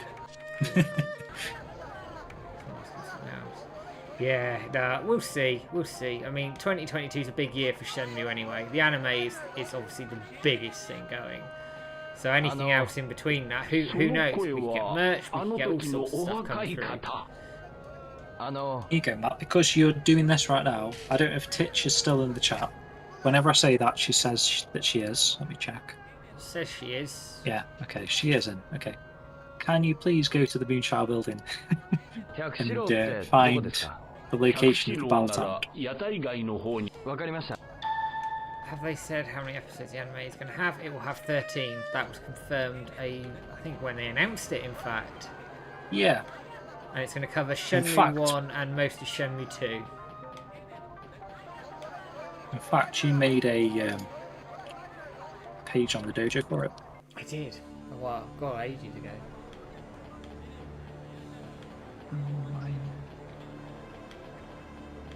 Cooking pasta. Here. Some details on there, Peter.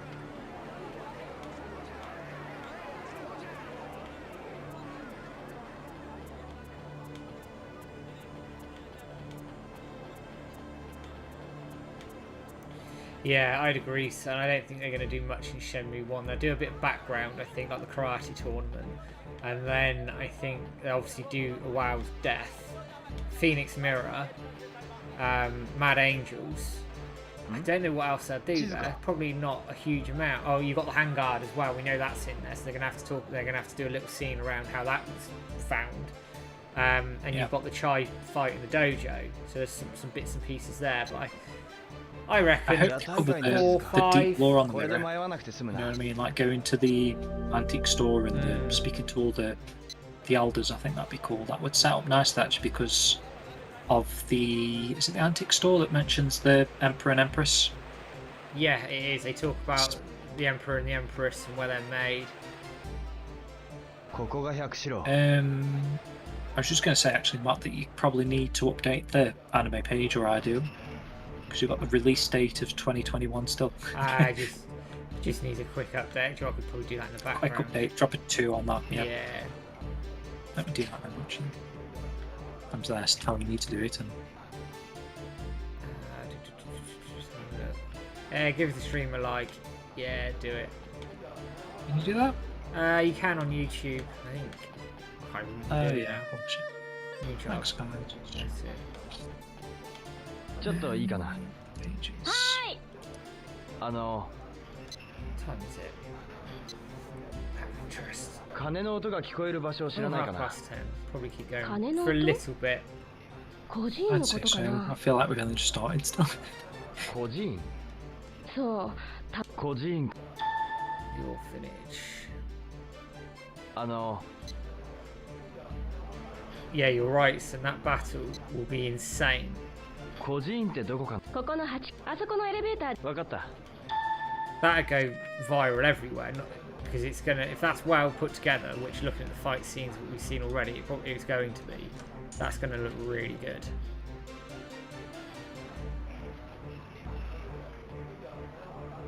What have we got here? If anyone didn't get what I was trying to say earlier, in recent times, I've seen people avoid this. You know how you find the clue that there's a bell sound?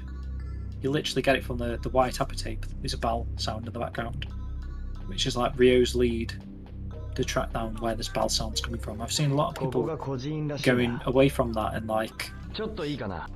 finding out where Yuan Yuan is based off of like わかった。 she frequents the knife stores ユアンって人、 in the Thousand White Building, I think. So 本当かい？ I don't know コウキ which 君って。 path that you normally take, guys, in the chat, but わかった。 this particular part of the game, there's two paths. You can either go down the knife path, or you can go to the orphanage path, which Matt is he's literally doing it right now. always done this. I've always gone to the me too.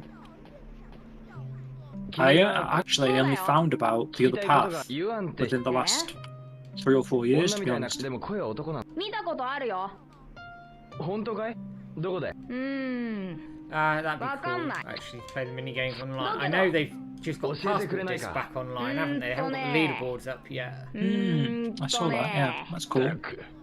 The guys were actually asking そう言われ me and Switch for some of the information. Obviously, we've Oi. used in Suka どう Pass. した？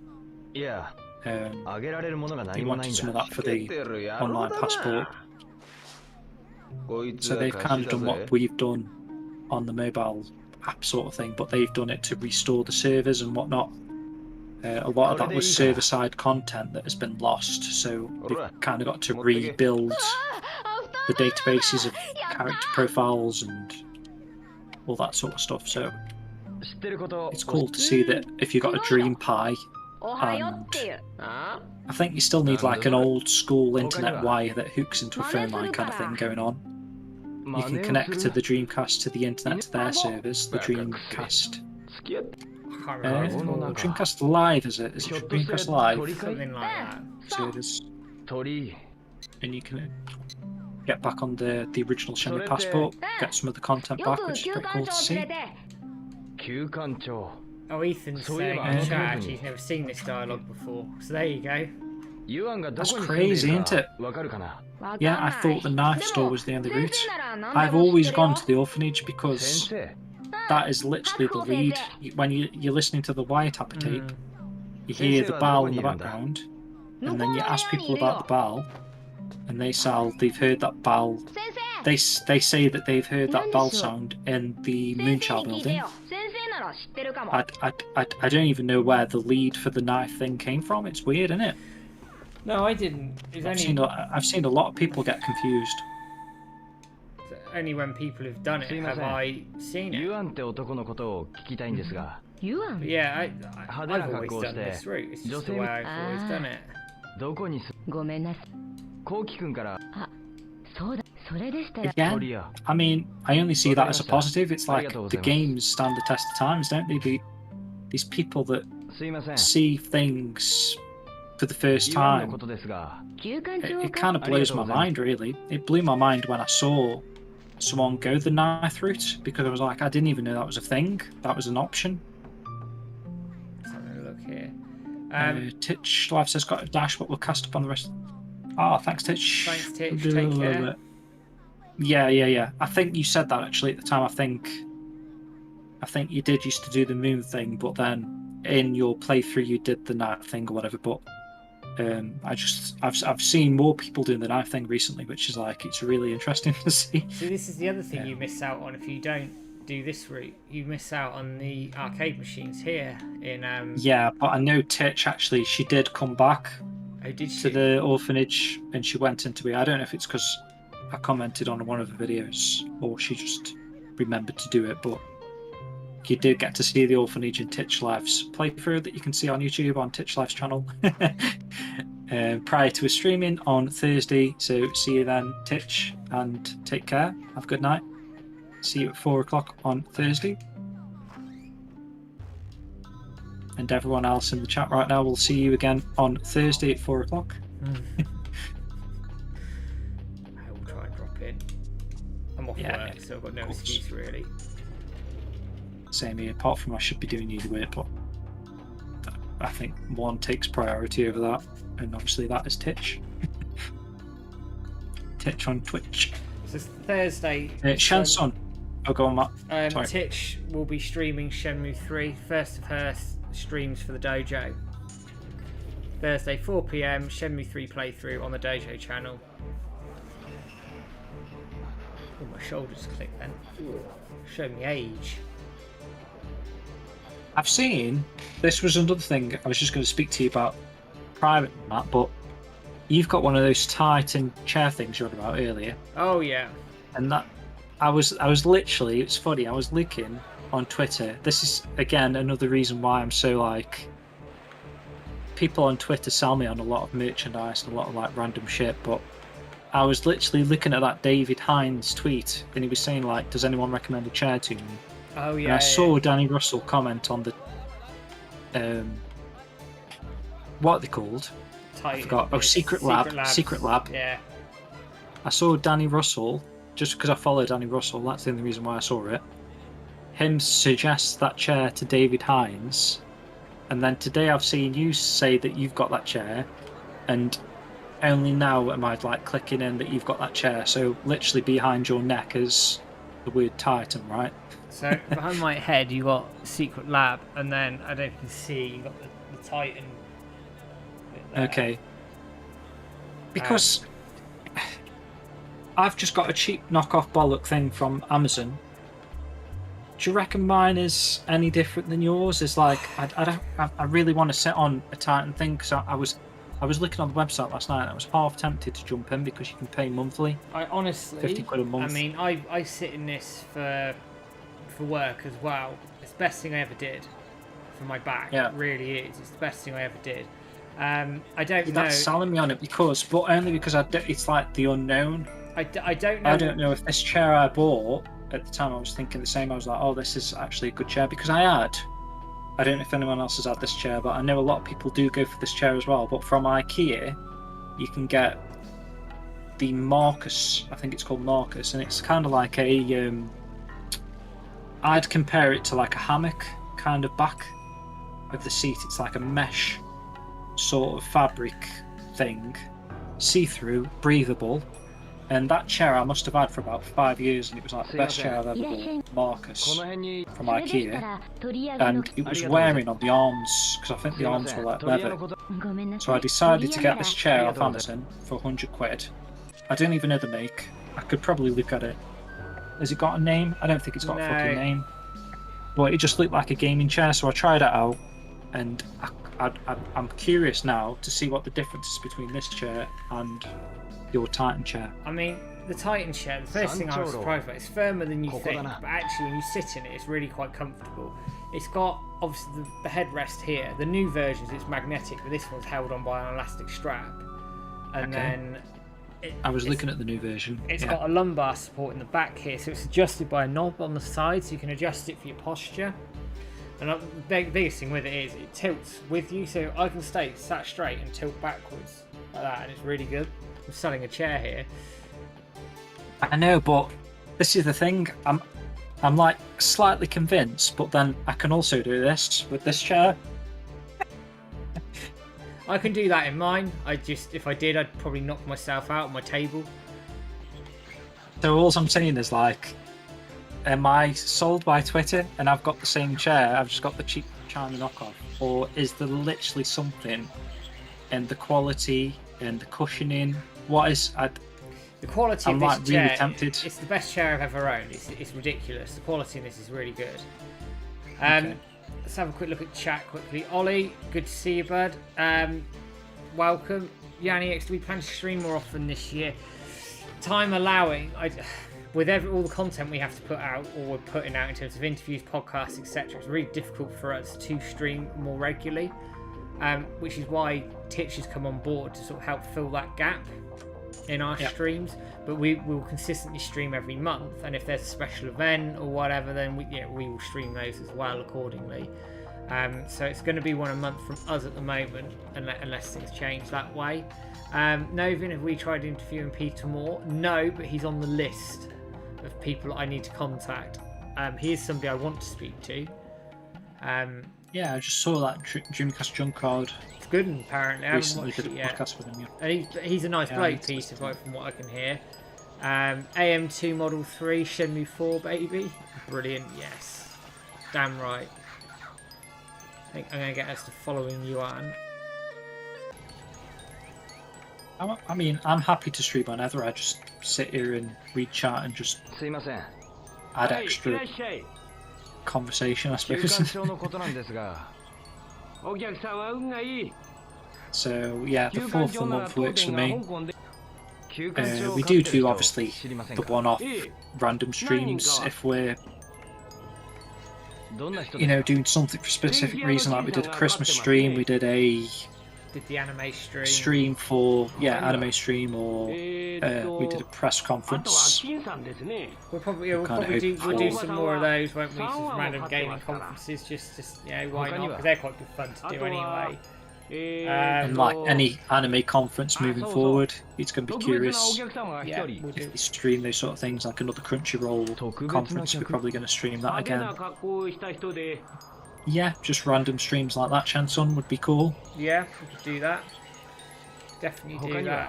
that. 言葉遣いが Looking 女 as 性っぽ well. くて So who's doing the streams on the channel? So Reddit's for obviously we'll be doing this every month. 間違いない Fourth of every Oh, yeah. month. Yeah. That's Yeah. us. And then Titch is filling in some gaps for us. Titch So Live, no so to ko- you've probably seen her 毎日 YouTube 餌を買い playthroughs に of それ Shenmue も 1 and 高級なやつ 2. を She's going to stream on behalf of the dojo with Shenmue 3 starting on Thursday at 4 p.m. UK time. いつ頃ですか Yeah, which is really cool. So if you've been watching Titch, she's played through Shenmue 1 and Shenmue 2 now.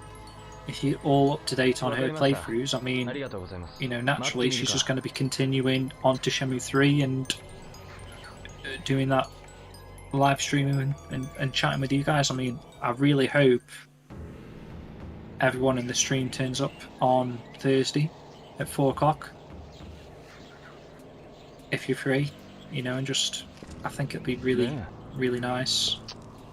俺 And 様 better に先 into 起こ the, すとは you 生意気な know, ことすんじゃねえか yeah, it's just お前もここ another ああ good thing. Instead of waiting a ユアン month の野郎が休館長 between 買ってる dojo って言 streams, って you な can have Mhm. Titch live streams thrown in, and 来やがった I just hope people embrace some of the stuff. I sound regretting some of the stuff I'm just saying, just to say it sounds a こ bit れは gay. ユアンさん Watch the damn さあ streams. させんさんはちょうだいはいはい Tune in, guys. Enjoy the content. That's what I'm trying to ユ say. アンで間違いね Archie, Yes. Bunker, good 17, good to see you. Can't wait for the anime, nor can we. Looking forward to the anime. Arigato. I wish they'd hurry up and release it, どうぞごひいきに or give us some idea of when it's coming out so we can plan our content. But you know, It's the thing with me. I start saying stuff, especially when I'm a little bit drunk. I start like being a bit emotional, and but it's just nice that we got like, especially. I feel like when we've got the same sort of people that keep tuning into the same streams, it's really cool, guys. I really, really appreciate it. Seeing the same names every stream, and you know, we're creating a bit of a fan base of our own, which is nice.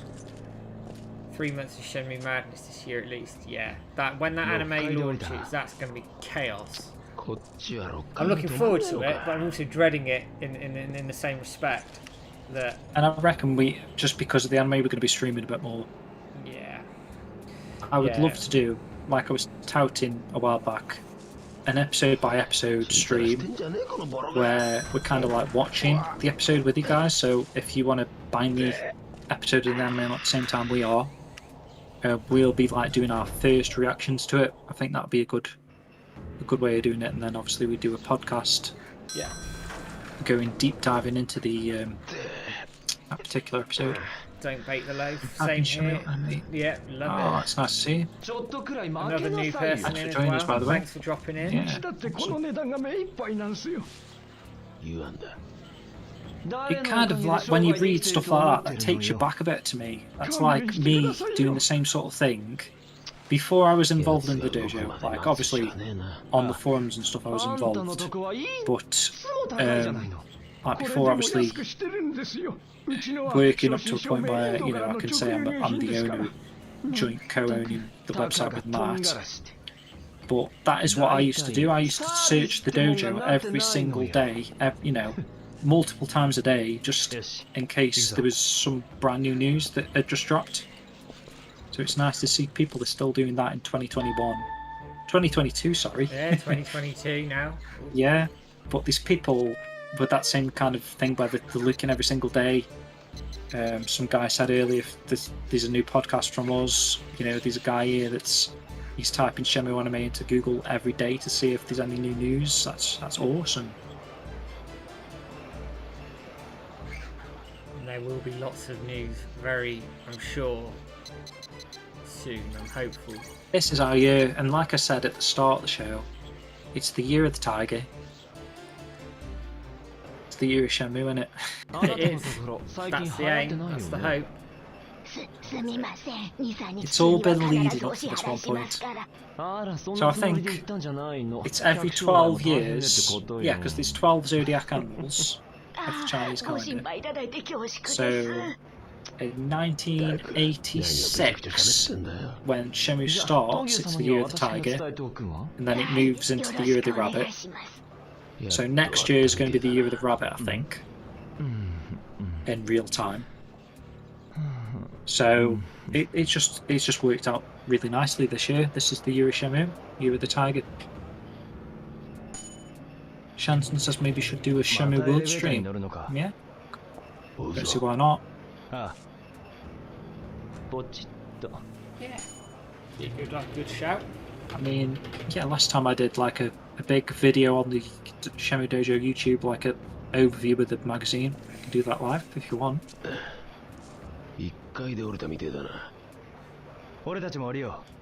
Peter says I made a second Twitter account so work people wouldn't keep asking me what Shenmue was. Fair enough. I had wondered why you made a second account actually, Peter. Hey F4, welcome to the stream. Hope you're doing well. Yeah, man. How's it going? Or girl? Or hashtag let's get Shenmue 4. Definitely, that's why we're here. 4th of every month, we'll be here. I love the last video you put on YouTube. Was that the one from today where we did like a little piece of episode 6 of the podcast, right? Yeah, that was released today. I forget how much we put out. Jesus, man, that's got 335 views already today. Oh, I got too close. There you go. Yeah, if that is that video you're on about, that is the one we did today. But that's actually like a shortish clip from. I'm pretty sure it was episode 6 of the podcast, which is called Not Those Burning Questions. That's episode 4. Prospects of Shenmue 4. Prospects of Shenmue 4, yeah. Spot on that, yeah. Yes. Yeah. So if that was a new thing to you guys, that is taken from episode 6 of the show, which included Peter Campbell. Everyone knows Peter Campbell, I assume, and we did like a whole episode with him. Like a 3-hour bloody show, I think. Yeah, it's a long one. Good one that was. And we talk about... Well, first we start off with Matt and Peter's review of Shenmue 3, where they go into like each aspect of the game. Really, honestly, it blew me away. I had like a set sheet of like things I was going to ask them from Shenmue 3. I was just thinking they were going to give me like a score out of 10, and they went into so much detail. It was like I say, it blew me away how much detail they went into. And if you haven't heard that particular episode, I would highly recommend you listen to that, because some of the stuff that Peter and Matt talk about in Shenmue 3, honestly, it'll convince you it's the greatest game that's ever been made. You'll want to play Shenmue 3 again.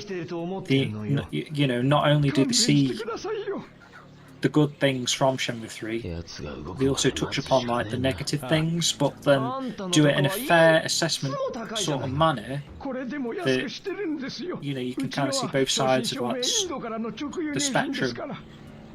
Peter's the guy from Island Game, right? Yeah.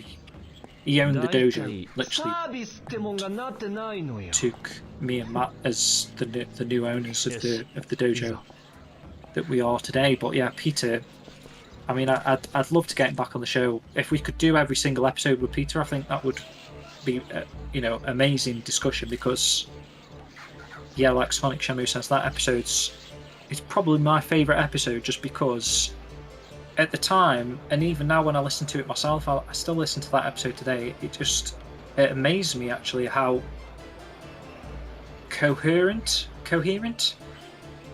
yeah, that Peter and Matt both are when they're discussing Shenmue 3, when they're discussing the anime. It kind of makes... I'm embarrassed actually to be the host of that particular episode because I'm asking questions. And maybe it's just me because I'm listening to myself back, but I'm embarrassed by how good Peter and Matt actually are in that episode.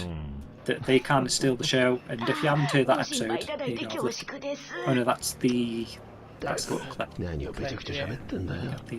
じゃあ東牛様には私から伝えておくわ。はい、よろ We've しく got お a good 願いし episode ます。 planned actually for our first one Bracket this episode. year. I've done a lot of the research for it already. I just need to nail in some bits that Spags has given us, and then that'll be set to go. Where is it?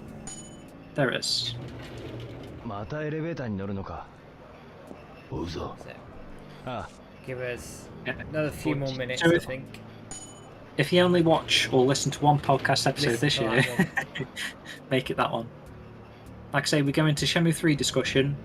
Peter and Matt break down the whole aspect of the Shenmue 3, 一回 give it a 見た score, な review it. We give What a is it, solid Mario? Shenmue 3 review at the end of everything we talk about. Then we move on to the anime discussion. We talk about that, and it's still relevant today, even though we did this in August last year.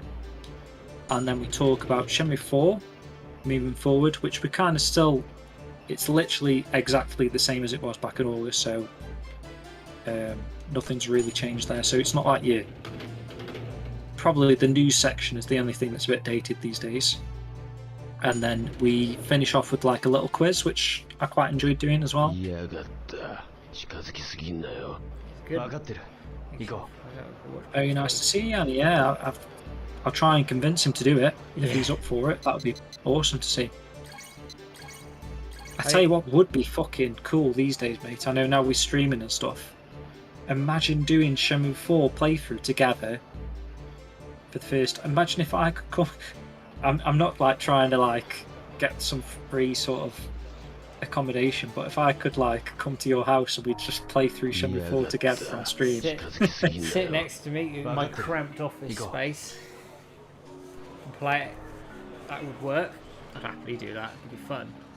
Where's you We got? need like a jug, just a jug of tears underneath each. I'm gonna save it here.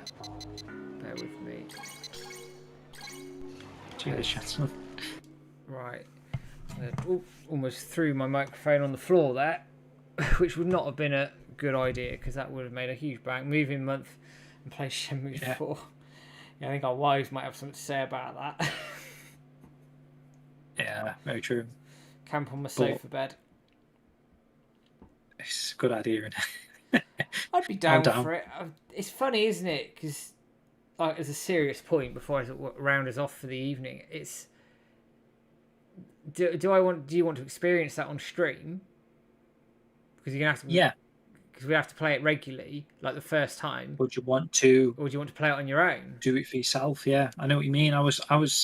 To be fair, with Shenmue 3, I was more like I want to do that for myself because that is a moment that I've wanted to experience for like 18 years. But moving forward with Shenmue 4, like even the anime, I'm thinking about the anime. I think it'd be, like I say, how we could stream it together and watch the episodes in sync for the first time. I just think that would be amazing to do at the same time. Our first reactions. Same with Shenmue 4. Shenmue 3 was a little bit different because of the weight between them, I think.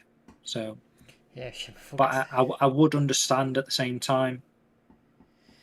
You know, if someone wouldn't want to do that, someone would want to experience it for the first time on their own. It's tricky, I isn't do it? understand that. It's tricky because I don't know. Because 3, like you, I'm doing it on my own. I wasn't streaming at the point anyway, but I wanted to do that on my own. But it's not to say we wouldn't do it. It'd be certainly a discussion when 4 gets announced. Hopefully, the anime is a bit easier to do, isn't it? Because you can coordinate the episodes, and I'm quite happy to do things that way. But it's a good point. Yeah, and this, I suppose with the games, you've got a lot of these other elements. I mean, you look at Shenmue 3, just doing the Chobu-chans, finding 120 of them things. It's like, you know, 10 hours or whatever in it. So you can't possibly do that as a team.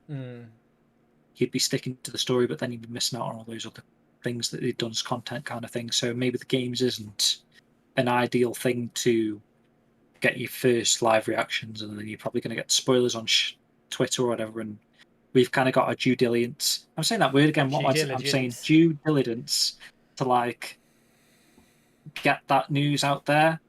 And without me and Matt at the helm of that, is some of that lost.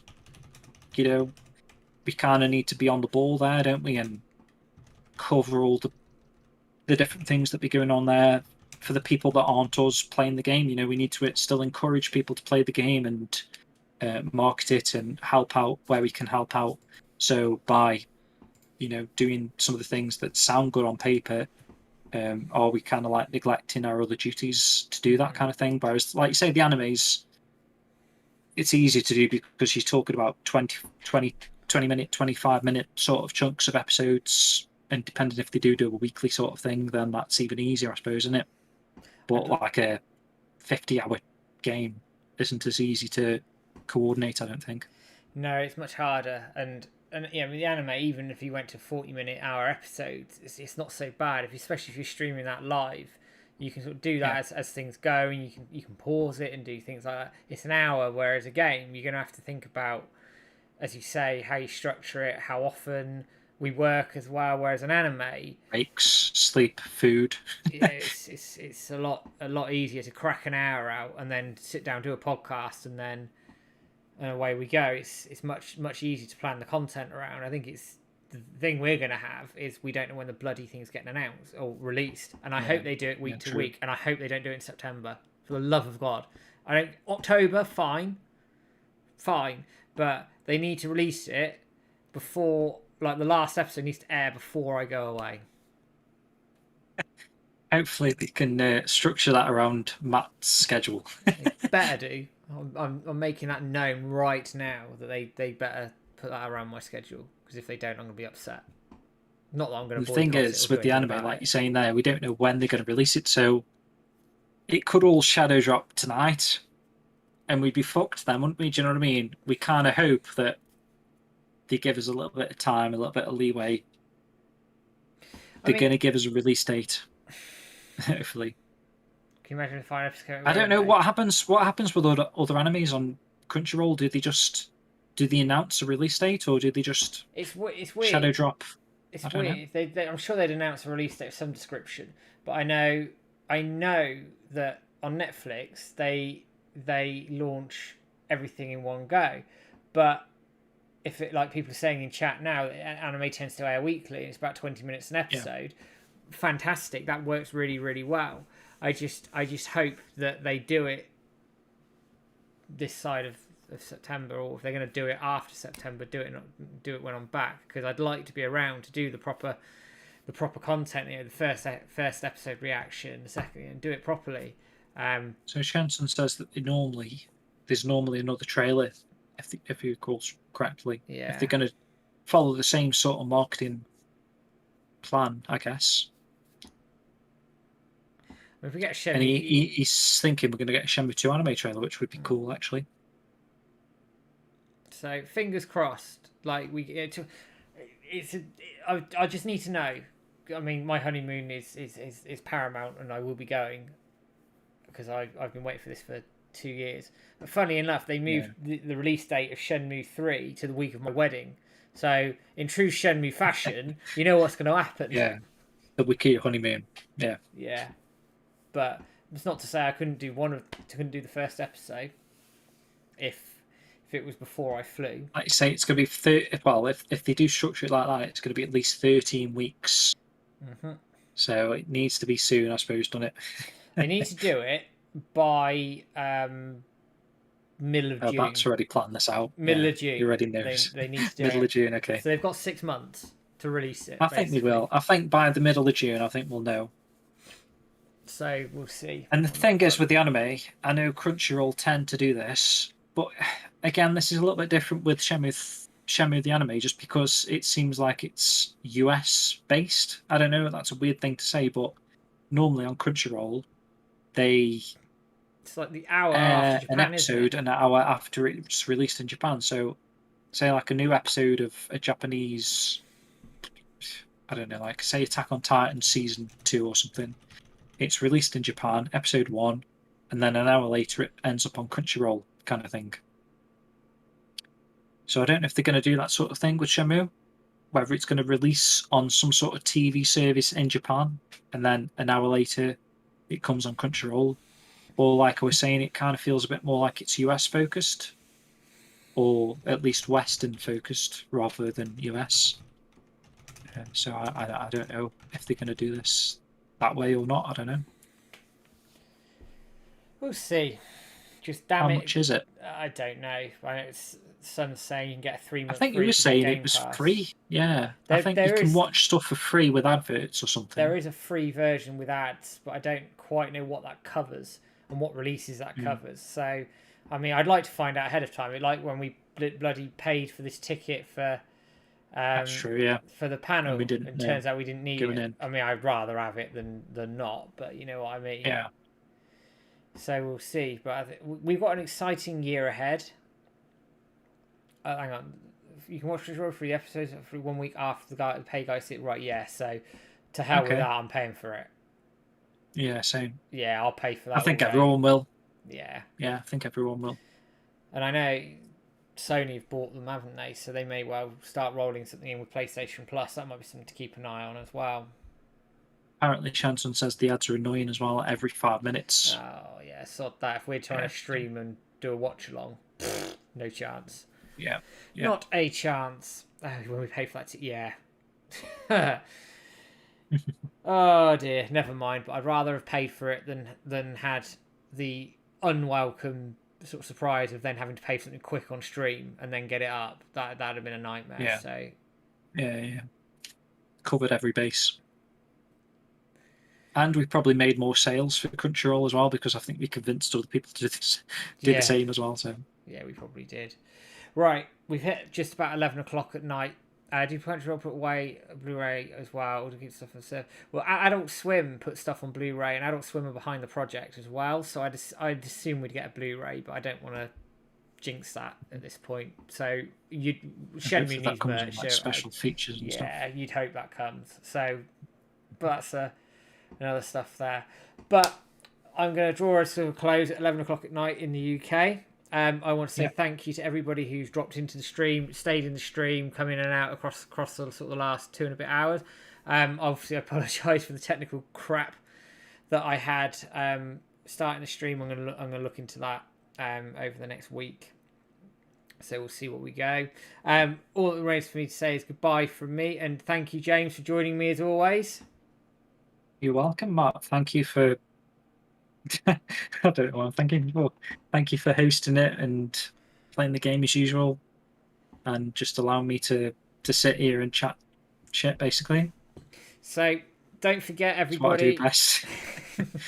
On the 6th, a couple of days' time, Titch will be streaming Shenmue 3 for us at 4 p.m. UK time. Do drop in on that. Otherwise, we will be back on, unless anything changes between now and then, we will be back on Friday, the 4th of February. It's a Friday night, so we can go for a nice late one for the next hashtag Let's Get Shenmue 4 day. Otherwise, keep pushing the content, keep getting out there with the hashtags, keep following us on all the social medias. You know where we all are. If you need to get hold of us, to talk through, etc. around Shenmue, then do. But thank you, everybody, for taking the time to speak to us, to join in with us, and just enjoy the content. That's why we do it. So what I'm going to do is I'm going to take us out in true Shenmue Dojo tradition with Wish, as everybody knows, and I'm going to try and find a channel to raid in the background. So stay with the stream for a little while. I'll try and find a channel to raid. But otherwise, guys, thanks for joining in. Take care. Have a good night, good evening, good afternoon, wherever you are, and we will see you all again in a few weeks. Take care. Good night. Thanks, everyone.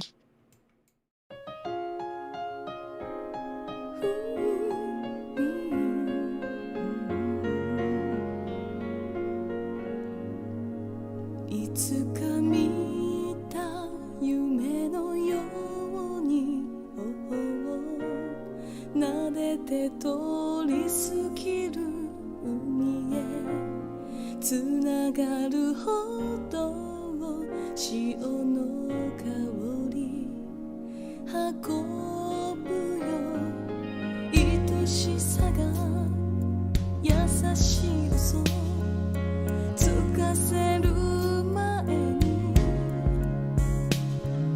寂しさを未だいてほしいのに I wish you were always be here with me いくつの夜を越えても込み上げる切なさは行くあてもないままで Don't leave me alone till morning still we see この胸は揺れてるけどまだ帰りたくない星が消えるまでもう少し